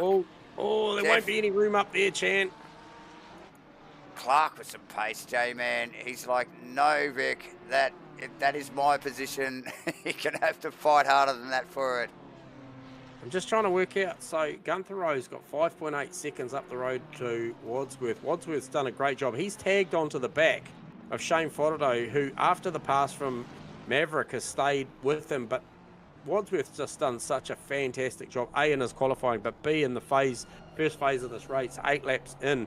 He's very much in touch with the podium, effectively, Maverick and Shane Fodderdo, and he's not going anywhere. So all those cars I just mentioned, plus the likes of everyone down to Vic Chan and Mitchy Smith, we're all on Conrod Straight, albeit one end to the other. Oh, Haas, Matty T and Hendo. My. These guys not mucking around. Oh, who was that? Picked up a bit of grass there. Is that, who is that? It's Wadsworth going backwards. The commentator curse him, and he's coming into pit lane. So, not sure what happened there, but this will be unscheduled. I'm not sure what's going on with Wadsworth, but he is coming down through pit lane. Try and get a read on the stop time to try and get an idea of what's going on there. Who's that? Dawson Dayton. I can't keep my eyes off. I think Dayton's gone back 3 positions. So Firth, Dawson, and Henderson pass. Look at this! Look at this! Bloody! Dixon trying to bump off Matty T. All up into up into turn 2, the quarry, and then look, they're still side by side as they head up to the cutting. Matty T's got the inside line, should be in the favourable position here. Some crazy stuff going on there. Hendo, Matty T defending. Matty T defending on Dayton and Haas. Look at Dawson defending on Hendo. This is an epic battle. Mid-pack racing at its best, J-Man. Without a doubt. Rainlight Racing again delivering with their 2024 GT3 Series 6 here. Round 9 at Bathurst. Thank you, Simblacks. Thank you, CROSSCUT Woodworks. Thank you, Hendo, True to Life Racing Designs, and Crossy 43. It is all happening, ladies and gentlemen. Spence getting a 5-second penalty. Oh no, he's already been into the wall as well, J-Man. So tough race for Spence tonight. Where is Wadsworth? Okay, there he is. He's back out on track. Try and give you a read on his pit time. So he managed to go through with a 37-second stop. So wonder what that was. 37 would probably be somewhere around the realm of fuel and tyres, or maybe a potential bit of damage. Sure, so, Hendo very sideways in behind Dawson there. It's compromised his run. Matty T getting a sniff there. Oh, Matty T, slightest bit of contact there. Yeah, a little bit of a bump, and Dayton has to back up as well. So that bottleneck very, very quickly into Murray's. And we've seen this. We saw it last lap. These guys seriously bunched together here. Again, Madison having to take that tight line. Dayton getting the run because of it. House tucked in behind. Front row seat here. So Chan into the pit lane now. So Chan for an unscheduled stop now. What is going on here? So he's in there. Is he not feeling? Look at this. This is amazing. What a race. Man, we'll try and get a bit of a helicam from these three into T2 here. Watch this stuff. Here, look at this. Contact. A little bit of contact between Haas and Dayton. Who comes through? Dixon and Clark. Bam, bam. Thanks for coming, ladies and gentlemen. Mate, yeah. The positions are changing.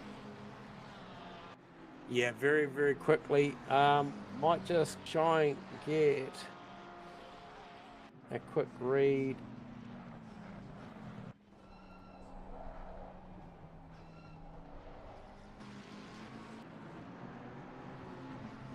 Okay, we may have lost Vic Chan, I think, just intermittently, so that might have been something going on. He was late to the party, yep. Maybe a little bit, just not quite organised tonight. However, Webley out there, 1.8 seconds over Costas Maklos, has another 4.7 down the road to Maverick.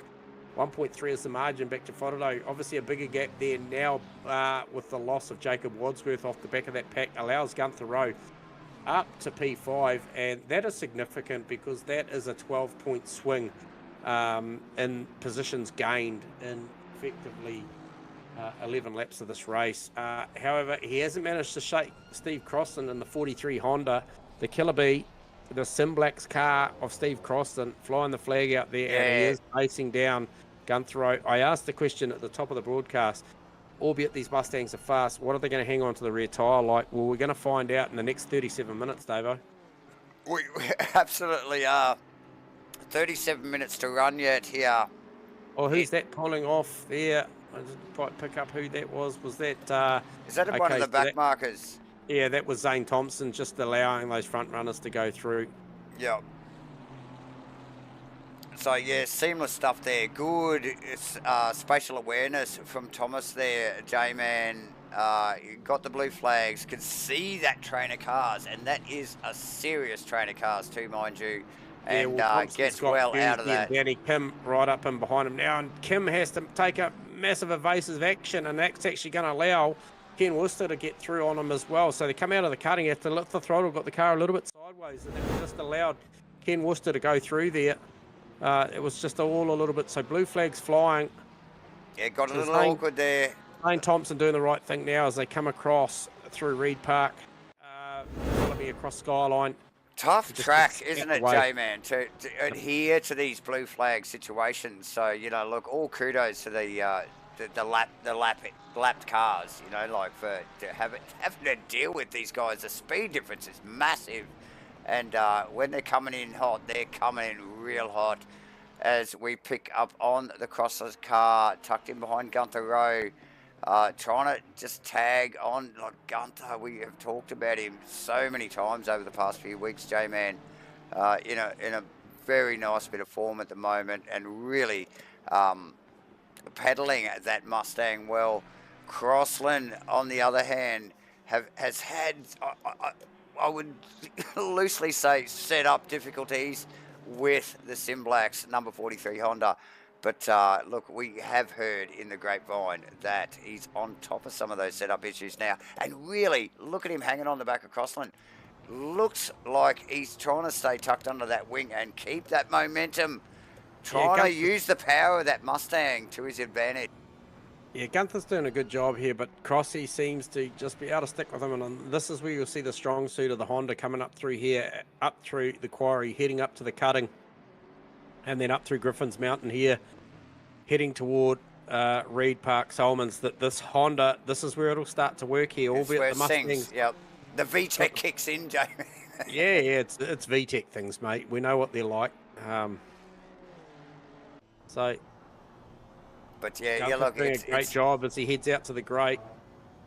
It's the nimbleness of the Honda, but then look at the Gunther Rowe. We're looking out of the windscreen of Steve Colston's Simblacks number 43 Honda at the moment. Gunther really wide. He's fucked it into the wall, should I say? Yep. We've just cursed him there. That's cost him. What does the car look like? Can we get a visual on that car? What's the damage? Not too bad by the look of it. The bonnet's still down. I think he'll be relatively okay with that. Oh, so tag on both walls there. He will be kicking himself. I think that's Nick Firth just tucked in behind him. Firthy recovering well after not really kicking some goals in pre-race practice or qualifying. But yeah, like still up at the pointy end of the championship. So recovering well. Gunther Rowe. Full position, so he's doing a good job. That car doesn't look too damaged, like you were just mentioning, J-Man. Yep. So, oh, look, he will be kicking himself. Just after such a solid effort working his way through that mid-pack of cars and clearing that mid-pack of cars, didn't he, J-Man? Got that little bit of a gap, but obviously the pressure from Crossland behind him and knowing that Honda was so quick across the top of the mountain, he was still clearly pushing to make that Mustang work. Yeah, well, look, I thought at that point, just prior to that incident, that I thought he was very, very quick out of the cutting. It was a position where I thought the Honda might have made some gains, and if anything, Gunther was probably pulling away up through. I agree, yeah, I noticed that too. Certainly up through McPhillamy and across Skyline. I thought he looked real fast and obviously just couldn't arrest the car. And looked to me like he picked up a little bit of inside curb coming down. Easily done. Heading towards the dipper, and it probably just took a little bit of the steering away, pushed the car out to the right, and obviously grabbed the wall as you saw, and the rest is history. Crossy was probably never going to think twice about tucking it down the inside and grabbing that spot to see himself move up to P5, looking for a little bit of redemption. We saw such a great start to the season for the Simblacks 43 car. Fell away from him a little bit, had some big moments, you know, hence we give him the, you know, the killer Honda reputation. However, been hard at work at the engineering on the back end of the season for this thing and really got this thing wound up. So to see him work his way up there, that'll be very good. And it's not going to get any easier for Gunther Rowe because, you know, Firthy's been progressing through nicely through the field. Yes. And we know that the McLaren is equally up to the task in a straight line to the Mustang, so there'll be no advantage there. And then Pete Dawson, didn't think had the best qualifying, but is nonetheless up to P8. Okay, so he's only up one position, according to my thing. So maybe second phase of the qualifying, he actually did do pretty well. So Matty T really putting some heat on Nathan Henderson now in this top 10. So P9 and P10 is Hendo and Matty, and this is a battle that'll be a good one because both drivers with a ton of respect and will give each other racing room, no doubt. Absolutely, J-Man. And look, obviously Hendo, great form last week at Spa in trying conditions. Matty T, as always. Oh, Clark really starting to apply the blowtorch to the back of Dixon now into the CROSSCUT WOODWORKS. Rowe pass, Rowe around, Rowe in a really bad spot here. Oh, that's going to be a hard one to recover the car from there. So, gets a big hit on the wall. Oh, he goes back to pits. And in a very awkward position, he tries to get that car off the line. Calls it a night, parks the car. Tough gig. Gunther Rowe retiring that car immediately. So that puts Firthy up to P6. Dawson upper spot. Everybody behind them upper spot because he was running out of P6. So I'm still very, very interested in this Matty T, Nathan Henderson battle because that one has been this close for quite a few laps now. So that's Matty where it's at. An attack. That's where it's at, J-Man. Absolutely. Oh, goes the inside, goes too deep, and Hendo just overlook it. That's Dixon. She's compromised her run. No pace. She's going to have to cover here. Dixon, look, maybe if he can break it and get it down the inside here. Clark's right there, and we've seen how speedy Clark's been throughout the night and even last week. J-Man, newcomer to Rain Night Racing, but look, Clark, he can see all that unfolding in front of him with now Henderson out of the picture. Right on her now. He's right on her heading up Mountain Straight. What sort of pace has this Aston Martin got? Right in there. One thing we know about the Ferrari, it's very fuel efficient, doesn't do too bad on its tyre wear as well, but Looks for the outside, be the wrong place here, but Oh, maybe it's dangerous force here. Matty into Look running at wide. Clark's got a front row seat here, Jamie. And who's that in the back of shot? That's Mitchell. That's Haas. That's Haas. Yeah, but it's also Dayton Smith as well. Yeah. Going at it. So it is this mid-pack that we've been following all night. Well, look, oh God, it's been over half an hour. We're definitely in the second half of the race now. Oh, Dixon with a big wriggle. And Henderson with a big wriggle. What's going on here? Oh, Dixie has to run it down, straight down the hill. Tucks him behind Clark. Oh, so Hendo had a big off after the grate. Puts him very wide. Dixon gets out of it. So sort of unfolding, which has allowed Clark past. It's a massive change of positions there, J-Man. Oh, he's lucky he wasn't back in pit lane, though. Wow. That could have been huge. For Hendo there. It's a high-speed, it's a high-speed piece of racetrack to lose the car. So Matty T gets a free kick there, up to P8. As does up Clark. 5 spots. Yeah, as does Clark, yeah. Yeah, 100%. And Dixon, mind you. Through on that as well. Now Haas and Dayton looking to make some gains. Wow. Matty Clark has been racing forward all this whole night long already. Over halfway through this race already. Good close stuff, J-Man. Some unforced errors, though, isn't it? You know, like we've seen very little contact, really, in this race. All the offs we've seen have been unforced, and look, in a field that's this tight, look at this med pack, ladies and gentlemen. You can look how many cars you can see in shot there. We are over halfway through the race. These guys and girls, still going hard at it. This is a big race still going on. Yeah, and so close, so close. Still not done at the top as well. Macrolos still keeping Webley honest. 0.8 of a second as they come out of the elbow. So that Ferrari of Costas Macrolos super strong across the top, because it was 1.2 seconds when they entered sector 2, and then he came out 0.8.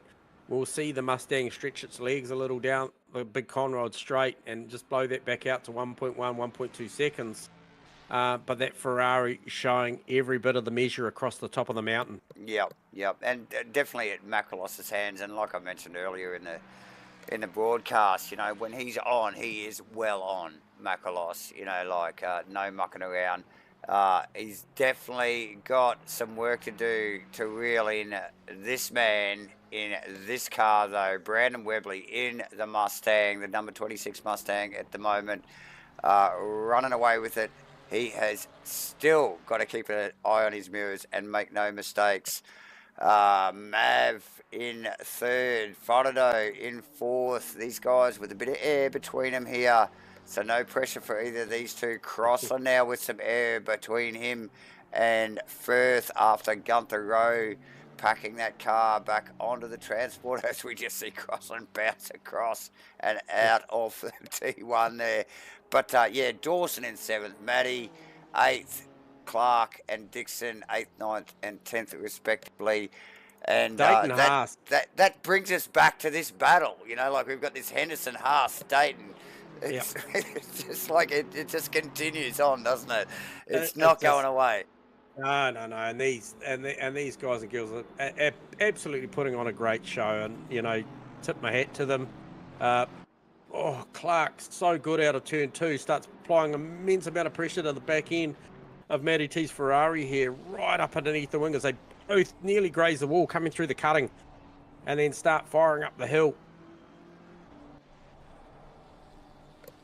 Yeah, so tricky, super close to the wall, and we look, we only saw it a couple of laps ago with, you know, obviously the likes of Gunther making a ever so slight mistake back there. It's deadly, you know, like it does not take much. They're on a razor's edge as they drop down the hill here as well, you know, and it's literally pinpoint accuracy. It's just Bathurst things, isn't it? It just takes no prisoners, J-Man. You know, like, you know, you make a mistake, you are gonna hurt. You will pay for it in one way or form. So, Clark, Matty T has has that not the Mustang, the That Ferrari. BMW is quite racy in a straight line, so it'll be interesting to see what he does here, how close he can get underneath the wing of Matty T as they come down Conrod Straight, heading for the chase. Is he getting closer? I believe he is. He's tucked up underneath the wing. He'll just be a little bit too far back, shows the nose for the inside line, makes Maddie second guess it. She doesn't. She makes the apex. He gets it wrong and rotates the car. All the hard work's just been undone. Yeah, pinched up the brakes there, J-Man. Looked like he went in a little bit too deep there, and he's trying to stop that car. Doesn't want the contact, and there it is. Pinch of the brakes. We just pick it up in the replay there, J-Man, and around he goes. 5 positions. Bam, bam, bam, bam, bam. Yeah, See look, you later. Pressure from Hughesy here. They come across the finish line side by side. Hughesy carrying. Hughesy in the grass. Hughesy with a bit of a wriggle there too. Oh, has he got that together? Backs it into one. And that's going to throw. That's going to throw. We might try and pick up on a replay of that too. Yeah, it's going to throw him back into the clutches of Danny Kim. Oh, dearie me. Action-packed stuff, ladies and gentlemen. Great shots from the camera there, overhead and front of shot, as we just picked up that Porsche just grabbing all sorts of terra firma coming down to turn 1. He was working for it there, wasn't he? Was. The Porsche is not the nicest thing to drive when it is behaving itself, but yeah, look, he had plenty on his hands there. Look, amazing racing here, ladies and gentlemen. That releases Maddie T from that battle, so she's got a bit of fresh air. However, no such luck for Will Dixon, who is still very much in the battle with Hendo and Mitchie Haas. And where is Matty Dayton? He's just fallen off the back of that just ever so slightly. He was pressuring Mitchie Haas about 3 laps ago, so it's nice. Needs to try and get back in touch with that battle and just start applying the pressure. Oh, Dayton now. Commentator's curse on Dayton coming down through the dipper. Has a bit of a Gunther Rowe moment down there. Doesn't grab a lot of wall, but grabs a lot of curb. Plenty going on here, ladies and gentlemen. It is round 9. It is Bathurst. It is Rainlight Racing's 2024 GT3 Series 6. It's brought to you by Simblacks. It's brought to you by CrossCut, WOODWORKS, Carpentary and Joinery, True to Life Racing, Crossy 43 and Hendo, and of course broadcast to you live by MatchFit Entertainment. As always, please hit the like and subscribe, ladies and gentlemen. We have got another 20 minutes of this action going on. Stay tuned. Okay, so Macrolos and Webley just rounded up what would be, I think it was... Might have been Davison or Goebel. I thought they dispatched Thompson very much earlier. Trying to pick up who that car was. Okay, it was Goebel. So they just rounded up Goebel and they played on. So no harm, no foul there. Just managed to get round them. And the margin, 1.2 seconds. However, 7.6, 7.7 back to Maverick. So clearly the Webley Macrolos car got the race pace here. Out there just banking 201s, 201.9 last lap round for Webley, 201.7 for Macrolos, 201.8 for Maverick, Fotado 202.3, 2.0 for Crossland. So Crossland's got good pace late in the piece here. Yeah, definitely.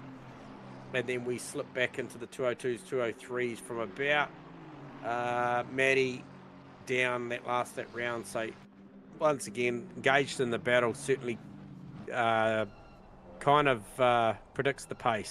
So Dixon with a mirror full of Hendo with a mirror full of Mitchie Haas. Yeah. And Dayton not too far behind, but he's now got company from... Dayton's got company again from Mitchell Smith. So Mitchell Smith's sort of been up and down in the battle. As has Dayton, to be honest. So, yeah, look, a little bit of moving back and forward at either end of this massive pack of cars. Like, it's about 7 cars here we've been calling through the cement pack, J-Man. Obviously, Dawson and Matty T have sort of moved forward a little bit through the Gunther Rowe incident. Hughes looking for Clark through the chase, Davo. Again, Clark, has he got it? That car looks damaged now, J-Man. Has that been into the wall since we last looked at it?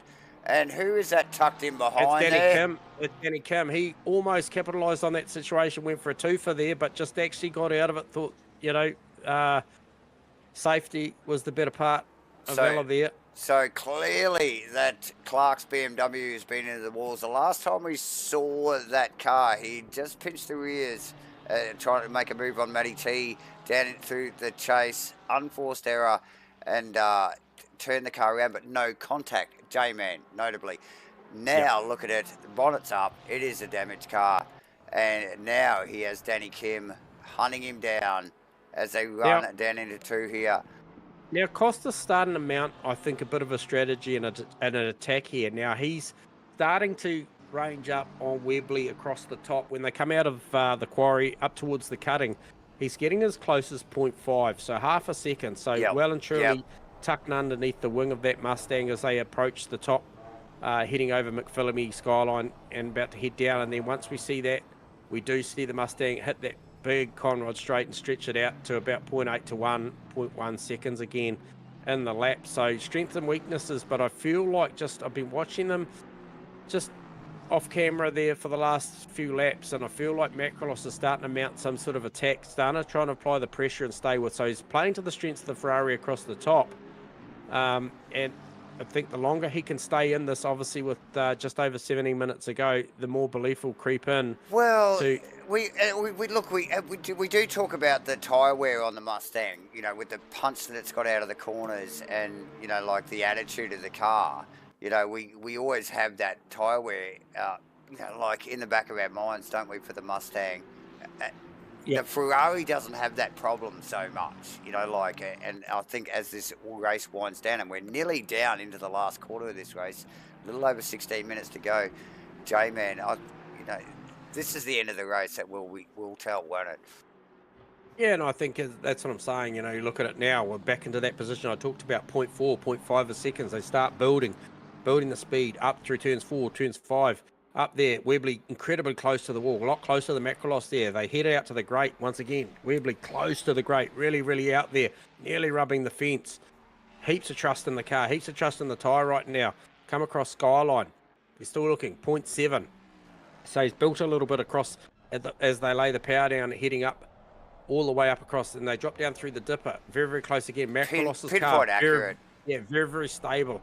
In the high aero positions coming across the top, and you look at how close he is coming into Forest Elbow here.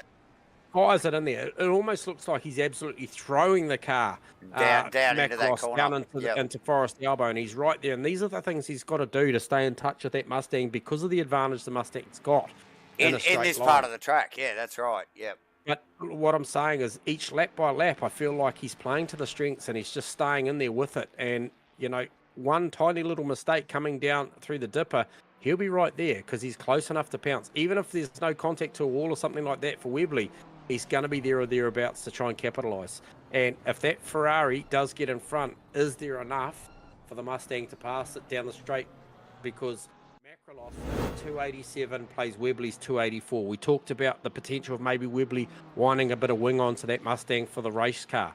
I think that's a very real factor. Now he's tucked up and behind, so maybe not as much advantage for the Mustang as we think, but it certainly got punch off the initial phase of the corner heading up Mountain Straight. You can see it there. Yeah, definitely, J-Man. As we just saw Clark actually step aside to allow Kim past across Skyline there in the replay there. So, look, plenty to unfold here into the final quarter of this race here. We've still got the Dixon-Henderson-Haas battle Firth going on. Still very much alive. There's only just under a second the difference there. So, once again, McLaren via Honda. What does that look like in the next 14 and a bit minutes? Well, we'll soon find a lot closer. And then, like, as you've just been dissecting, J-Man, this seesawing between Webley and Macrolos in the two different marks of cars, Crossland really pushing up under the tree, pushing as hard as he can in that Honda to make some gains on Firth. Does he think Firth's coming? But, yeah, look, it's that end of the race. A little bit of strategy coming in. These guys probably just sort of, you know, feeling out where their tyres, how their tyres are cycling at the moment. and Yeah, well, where their paces and their strengths and weaknesses are. well, on that, Davo, you know, I'm looking at the likes of Dixon, Henderson, Haas, which is a great little three-way battle going yeah. on. Matty T's is probably a little bit far out of reach for them at the moment. They're still in touch, but can't help but think, as Haas grabs the wall coming out of Forest Haas elbow. is down around. Commentators curse again. Sorry about that, but I was about to mention that Haas was starting to look really, really racy. Like maybe he's realised, you know, with under quarter of an hour, what he's got underneath him, and it's time to push, because I felt like all three were starting to push very, very hard. However, it's come unstuck for Haas. It has. He's got back to P13, and he has got Ashton Hughes, albeit carrying a 15-second time penalty over his head post-race.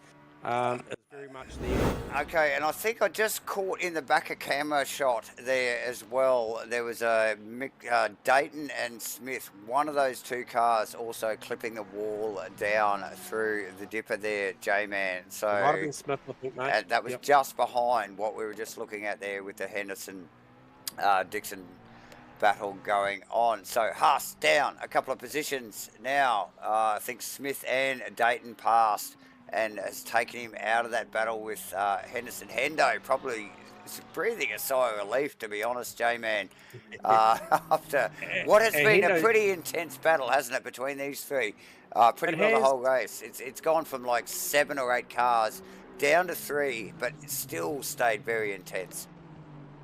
Yeah, and Hendo and Dixie probably trying to mount a forward attack to try and head towards Maddie, but look, she's probably just got a tenth or so better the last couple of laps than these two boys in the Astons have got. So the battle will be about Dixie and Hendo going at it, and albeit they'd like to be further up the road. I tell you what, top 10 in this field is nothing to snigger at. I think very well done. Definitely not.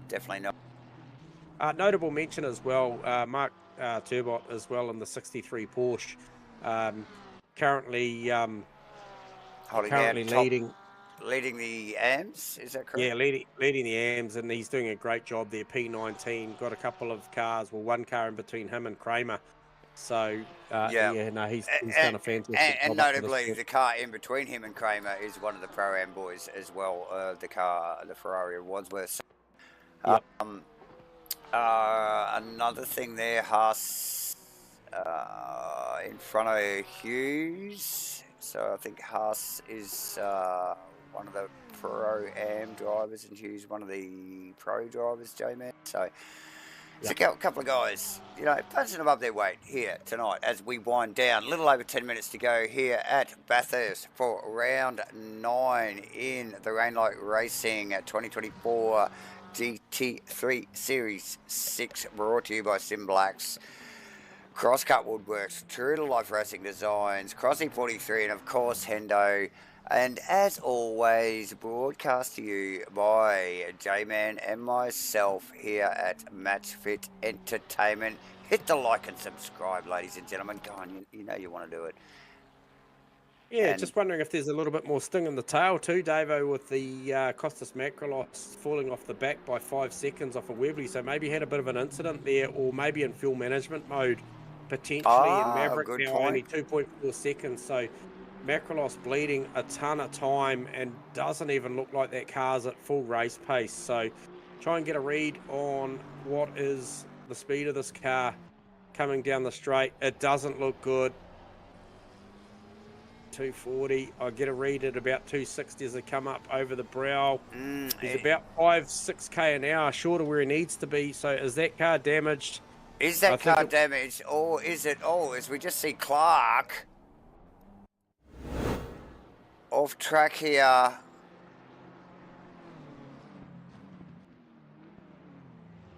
Yeah, Macrolos is in trouble here, mate. So Macrolos, he is in all sorts of trouble okay, here late so in the piece. Does the car look damaged, J-Man? It does. It's got plenty of battle wounds across the front. Doesn't even look like it's sitting right through there too. No contest to Maverick. Okay. Maverick has got about 8 seconds up the road to Webley, so I would think Webley's got this well and truly under control. Okay, so However, yes, we are seeing a little damage on the Macrolos Ferrari back and front, J-Man. Not overly massive, but clearly that car is not in a good way. And look, allowing, basically stepping aside actually and letting Mav past. Next car up would be the Shane Fronato car. Now there is a bit of distance between these cars, but there is still over 8 minutes to run in this race. Can Fronato get that on the McLaren on the podium? We saw he get it. We saw that car at Spa on the podium just last week. So is that a thing? We will soon find out. He was 4.8 seconds slower the last round, so if he has another one of those, not going to take too many laps before to bridge what is a 5.6 second gap from Macrolos to Fronato. Also mentioned, I obviously called a great job by Mark Turbot, currently running P18, class leading in the M class over Adrian Kramer. About a 13-point margin between first and second in that championship, and he's now got a couple of spots between. He's got Clark in between him as Clark brings that very, very beaten up BMW down to pit lane. However, Kramer potentially likely going to maybe round up that BMW as it sits in pit lane. Oh, no doubt, J-Man. Firth making gains on Crossland is another point of interest. We saw Crossy have a big push in the last 10 minutes or so to try and make some distance between him and Firth. But Firthy, look, really got the eyes on here. Settled down in the race, not overly quick in pre-race practice or qualifying. But, yeah, definitely make. How many positions has he made? Firthy? Yes. Yeah, Firthy's made up 5 positions. Okay, so good solid effort from Firth. Macrolos in the pits. Okay, so that answers the question. So I'm not sure what was going on there, but that car... Well damaged. We've got a bit of pit movement as well. Who else is in the pits that I can see? That is Phil Davison. We got Clark, obviously. That was a damaged car as well. And Davison in one of the 777 ASRNZ cars. So, J-Man, some moving and shaking as we wind down. A little over 6 minutes to go here. Out of the back of the Sim Blacks, number 43 Honda, piloted by Steve Crossland. Thank you, Sim Blacks. Thank you, CrossCut Woodworks, True to Life Racing Designs, Crossy 43, and Hendo for bringing all this goodness to you again here this week at Bathurst. Speaking of Hendo, mate. Speaking of Hendo, he is still mounting an attack on Dixon. This has been going on for the better part of the duration of this race, but he is still very much he's there. Touch. He's there. That is not going away. And they have same marker car. A little bit. Yeah, same marker car, aren't they? They're both in the Astons. Yep. These guys pushing hard, and look, Hendo not in a position to make an attack, so to speak, but these guys working together and just staying focused. And, yeah, like you said, making gains on Matty T at the moment in the Ferrari. Yep. So time's closing down as per usual of everything that MatchFit normally broadcasts in sim racing form. We will get down to this last 3 to 5 minutes, and you can bet your bottom dollar that these guys and girls will just close it up a couple of tenths for us just to make it super exciting at the back end. And as such as we see Hendo, 0.2, looking for a mounted attack down to the chase. Very, very close. Both of them making beautiful apexes at the chase there. Again, no attacks. So look, Dixon's not having to defend his line, so they are actually still running at fairly good lap pace. Goebel gets out the way. Gaining on Matty T. Goebel, lap car. Getting the blue flag, gets out of the way. Uninterrupted run for these guys and girls here. Matty T will be well aware these guys aren't going away anytime soon, so she will have to hit her marks. She has got to stay focused, doesn't she, J-Man? Yeah. Good job here from Danny Kim too, P13, chasing down Mitchie Haas. So that is a solid job. Firth. And Macrolos Firth. came out after that damage, sorry. Yeah, Firth just still gaining on Crossy. and across the top of the hill. The McLaren's looking strong this lap, J-Man. Does look good. Slowly has chipped away at that gap. And look at it now. There's only a couple of car lengths between these two. Yeah. And Crossy looks like he's pushing hard. The car looks like it's working hard to get its lap time. Unlike Firth's car, which he looks pretty comfortable in at the moment. Yeah, only about 1 kilometre an hour difference on terminal speed between these two cars. Crossy at 285, Firthy at 286. So not much in a straight line between the aerodynamics of these two setups on these cars. So very much set probably in the form of aerodynamics. We heard that the McLaren is carrying about 22 pies on board. Yep. So that is a factor. However, it's created some very, very good racing. So you can't argue with the BOP. It does look pretty good out there. It does, J-Man. And the quickest lap times are looking pretty stellar as well. Yeah, Maverick holding down the fastest lap of the race with a 201.330, which just very marginally eclipsed the previous personal best from Webley at a 201.395. So very, very quick race lap times out there from the guys and girls. A lot of personal best in that 201 bracket, I might add too. So Macrolos also, he had banked one at a 201.345. So he would have split in between Maverick and Webley on quickest laps of this race, and we saw it. When he was chasing down Webley, that he had the pace. Yep. However, the mountain bites, we know that. We've seen it before. We'll probably see it again. Well, we might still see it again yet, and with a little under 2 minutes to go here. So one more lap after Webley crosses the line here. And Firth really, way out on the grass there. Across skyline, pushing hard, a little bit wide out of the dipper. He's going to lose a little bit of margin here as they head down to Forest Elbow. So he gave it a big dig down there, and you can just see the margin that Crossy's made, just that last stretch there as they come down out of Forest Elbow, that he just bridged it out because Firthy did push very, very hard.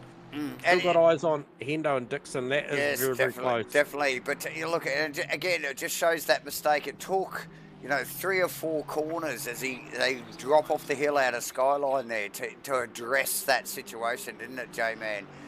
Being that far offline. So, some gains made by Crossy. A little bit of sigh of relief from him, I suspect. Hendo pushing hard on Dixon.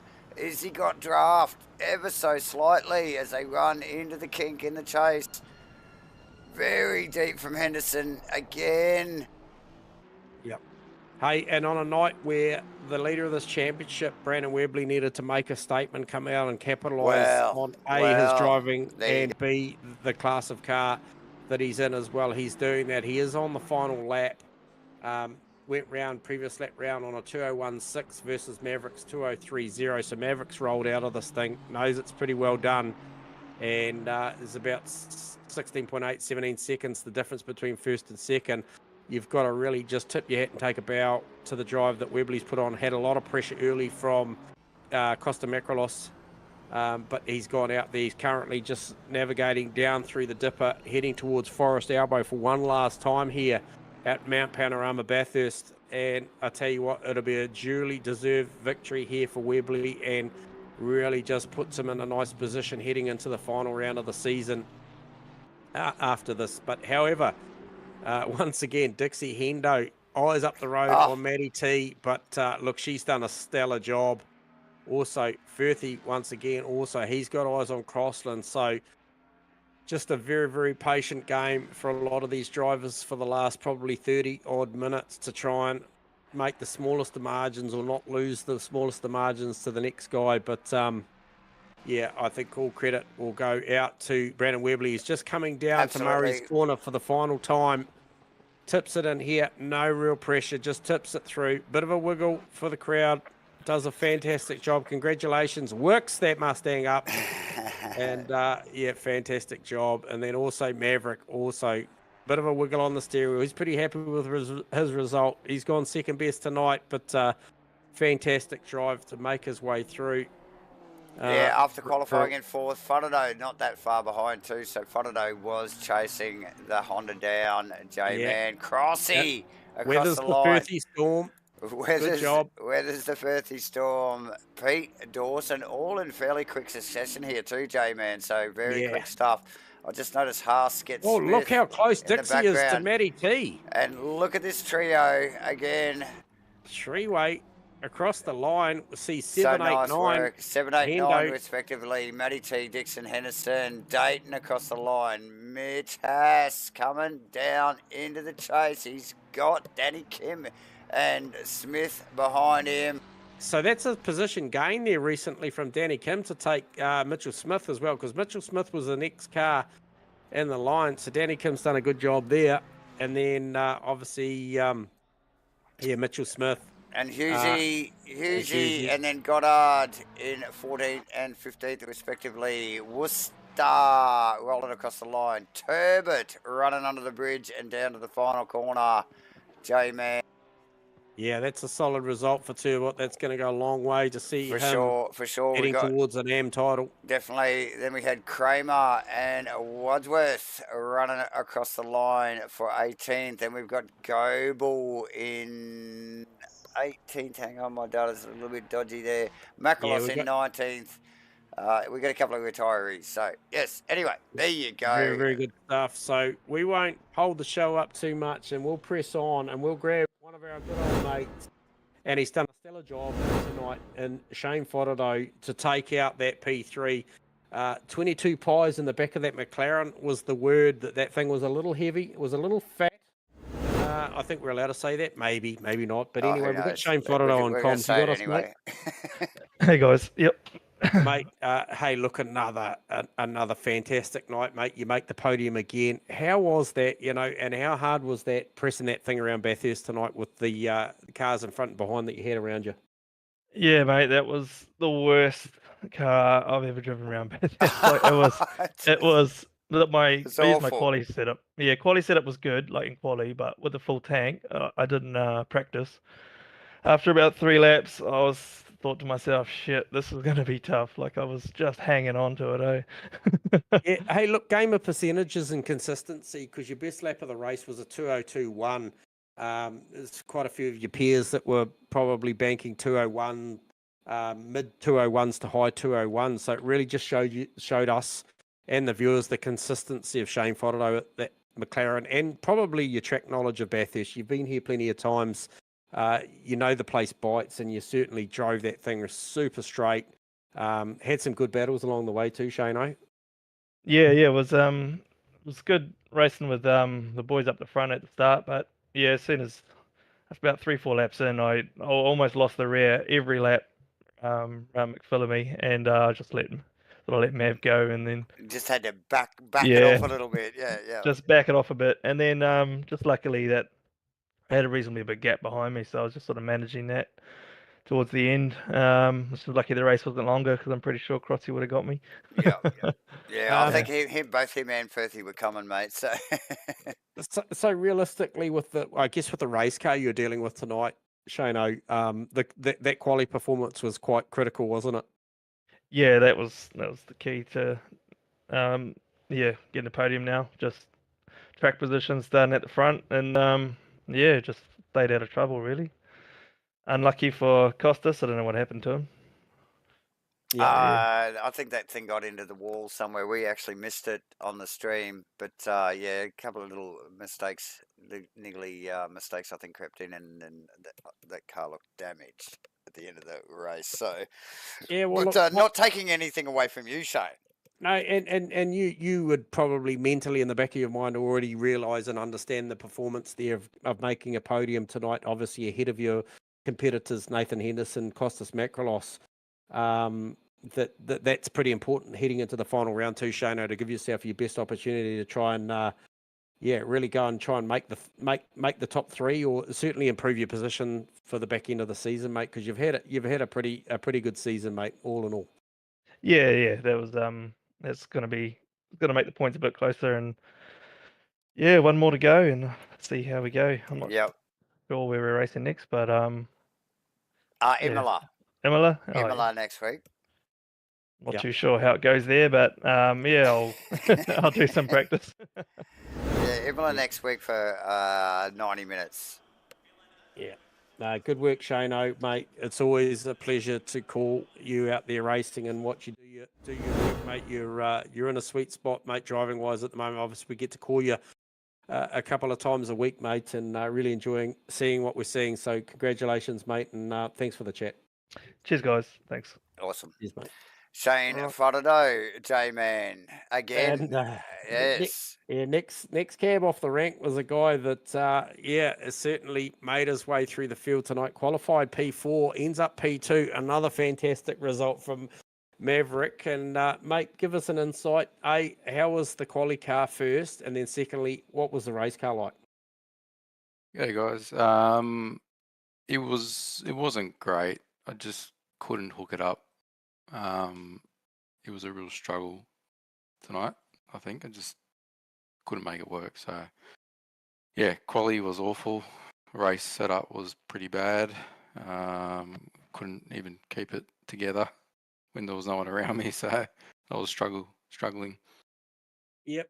Nonetheless, on a night where you probably weren't at your most comfortable, Mav, you still ended up P2. Obviously, Costas ended up having a bit of an incident. Your eyes would have lit up when you saw him sort of just coming at you really quickly, and he didn't even challenge you, mate. He was obviously in a pretty borrowed Ferrari at that point. But look, you're still in the hunt. Would have been nice to get one over Webley with one round to go, but you're still in the hunt for this thing, mate. So one more round to go. Yeah, I knew Webley was going to be lightning fast, so I didn't think I was going to be quicker than him in any case. But I was happy with just sitting in either third or fourth, but second's just a bonus, like you said. So unfortunate for Costa, but he'll live to fight another day. Yep. And I was hoping those two would go at it a little bit and he'd slow Webley down, but that didn't happen. And then just brought it home. I was just happy to bring it home. I did have a big spin second last lap. Don't know if you saw that. No, I didn't catch that, No, man. we didn't catch that one. We did pick up a little bit of off-track excursion earlier in the race. But yeah, I had a big off. I think I was just trying to go for fastest lap the last few laps, and then took my eyes off the track, hit a curb, and did a 360, hit a wall. But then brought the car back on track, and it was only 2 laps to go, so wasn't too bad. But it was a fun race. Yeah, hey, and look, statistically looking at some of the data as well, you did manage to obtain the fastest lap of the race on a 1:3:30. So all in all, that you talk about the setup probably not being in the window and not being to your liking. The car was still relatively quick at times as well. However, it's nights like those, mate. We saw you, eyes lit up a little bit to see you in P4, Mav, because we used to, I guess we just get used to seeing you so much further up the grid, challenging for that top spot. However, the race came to you. You are close in the hunt, and that makes it entertaining for us and the viewers. And for the final round. Yeah, and we wish you all the best for the final round, mates. And on a season where you take a break for a couple of rounds and to still be in the title hunt really shows you what the start of the season was like, and we're still going to stick with that. And I know you're going to take this thing right down to the wire. So well done, Mav, and appreciate you always talking to us, mate. Thanks, fellas. Thanks. Awesome, thanks, Mav. Thanks, Mav. All right, so come with the man. This is the man of the moment, actually, at the moment, and he's got some momentum. He has definitely got some momentum going, and he's utilising it.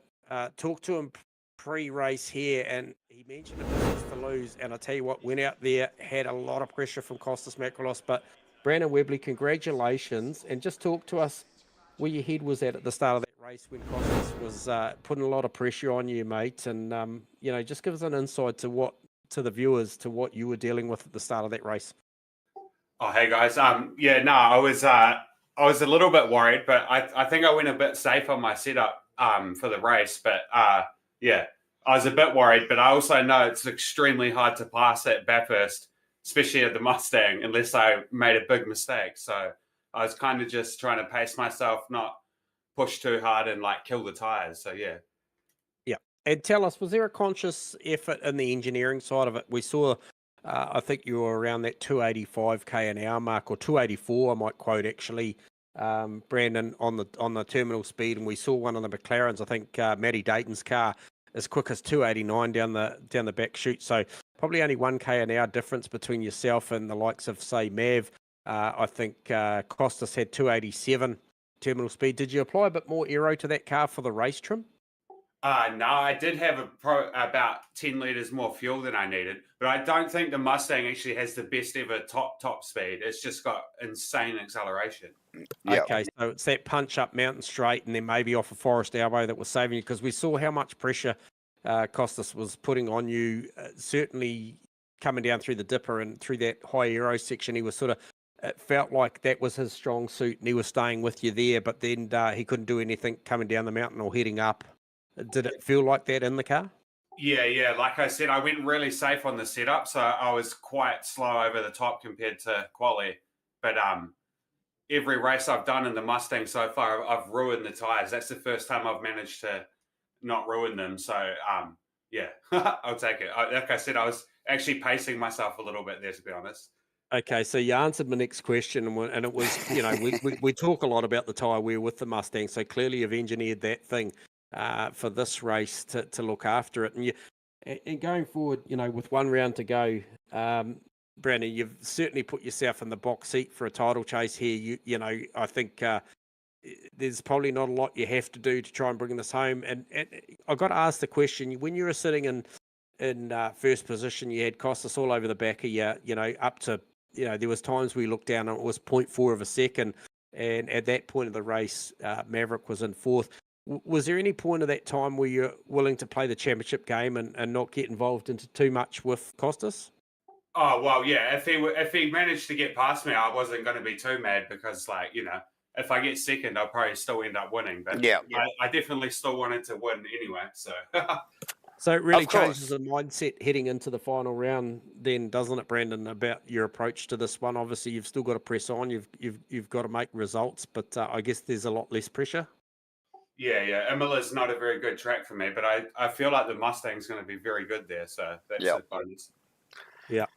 No, well done, mate. Well done. Well, mate, was absolutely entertaining to watch, especially at the point where you were certainly in a battle. We often see the front runner check out either yourself or Maverick and co, but that was fairly close for a fair while until Costas actually ran into a spot of trouble, and then I guess the pressure was off, mate. It would have been pretty much meat and drink from there. So congratulations on another victory, and certainly the box seat to take out the season 6 title, mate. And yeah, all the best for that one, mate. And always appreciate the chat.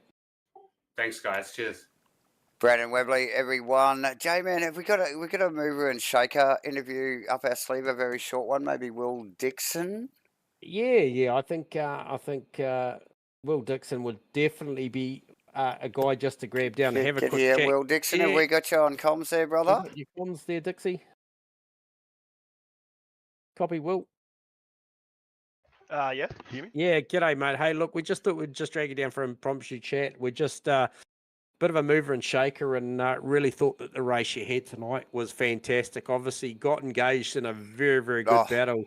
Hectic mid-pack. With Hendo and Matty T at the back end for the better part of half an hour. But that battle at the start, mate, I think we quoted about seven or eight cars in the thick of it, mate. How entertaining from your position was the start of that race? Yeah, that was wild. And when it was like 4 or 5 cars in front, I just thought I'd hang back a bit. And yeah, sure as shit, there was a couple of incidents. So I think I passed about 4 cars that binned it. And yeah, I was really tight. Wasn't really happy with the race setup, but yeah, I'll definitely take that 8th. And good effort, mate.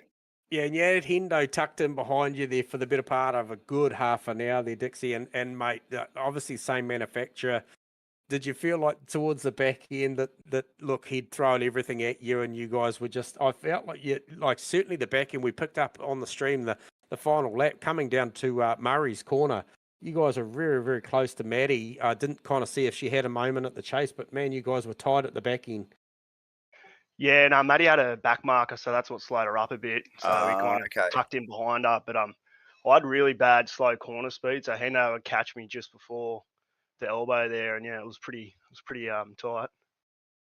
Yeah, well, super entertaining, mate, and certainly got the CrossCut sponsor some airtime tonight, mate. Definitely, mate. Definitely. It was certainly entertaining to watch and worthy of a quick chat, mate, because once again, you never fail to entertain, Dixie. So really enjoyed that one, mate, and I'm sure it'd be a tough gig trying to wind down and turn the sleep button on after that. Yeah, 6 minutes just round watch Bathurst. the stream. Just watch the stream. Yeah. Mate, straight away. Yeah, definitely. Thanks for that, fellas. Cheers. Awesome. Well, that is Will Dixon engaged in a serious battle there tonight. So really enjoyed that one. Absolutely, J-Man, with Hendo and Co. There was a massive train of cars there through that mid-pack for more than half an hour through that 60-minute race there tonight, J-Man. But yeah, awesome work from Dixon. Hey, have we got a minute for maybe one more, mate? Just one more. Okay, quick. Come on. Yeah, sorry. We're going to give away stuff. Yeah, I know. I just want to grab this guy down here. And, I mentioned him a number of times tonight. Mark, you got us on comms, mate? Yeah, sure do, fellas. Yeah, hey, mate. Sorry to grab you away there. Just notable mention tonight. Watched your performance throughout the night. Obviously, been watching your performance throughout the season, but a very, very good result. Tonight, I thought second phase of qualifying after that little glitch and upset probably was less than ideal for you based on the first performance, but you raced incredibly well. Put some cars in between yourself and Kramer. About a 13-point swing for the AM title at this point of the race going into the final round. You've got to be feeling pretty confident about maybe wrapping up a title next week, Mark? Yeah, pretty happy with it. Yeah, qualifying obviously a bit of a not so special for me in that second run, but yeah, the race went well, which was always good at Bathurst to keep it off the walls. Yeah, definitely. And mixing it up with some good company there.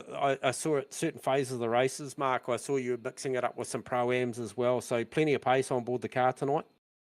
Yeah, the portion not too forgiving at Bathurst, so pretty hard to hang on to the back of some of the McLarens. But yeah, hopefully at Imola we can find a bit more out of it and yeah, really take onto the back of them. Go well, mate. We're rooting for you in this final round coming up, mate. You've done a great job all season and really entertaining to watch. So cheers for the chat, Mark. Yeah, cheers, fellas. Cheers, mate. Mark Tobert, everyone. I'll throw it back to you, Davo. You can spin a wheel, mate. Sorry, viewers, to hold the show up. I just, I think credit where credit's due for some of these drivers out there. Well, I can see on my little control panel here, everybody's waiting on the stream here, waiting for what? What are we waiting for? We are waiting for the giveaways.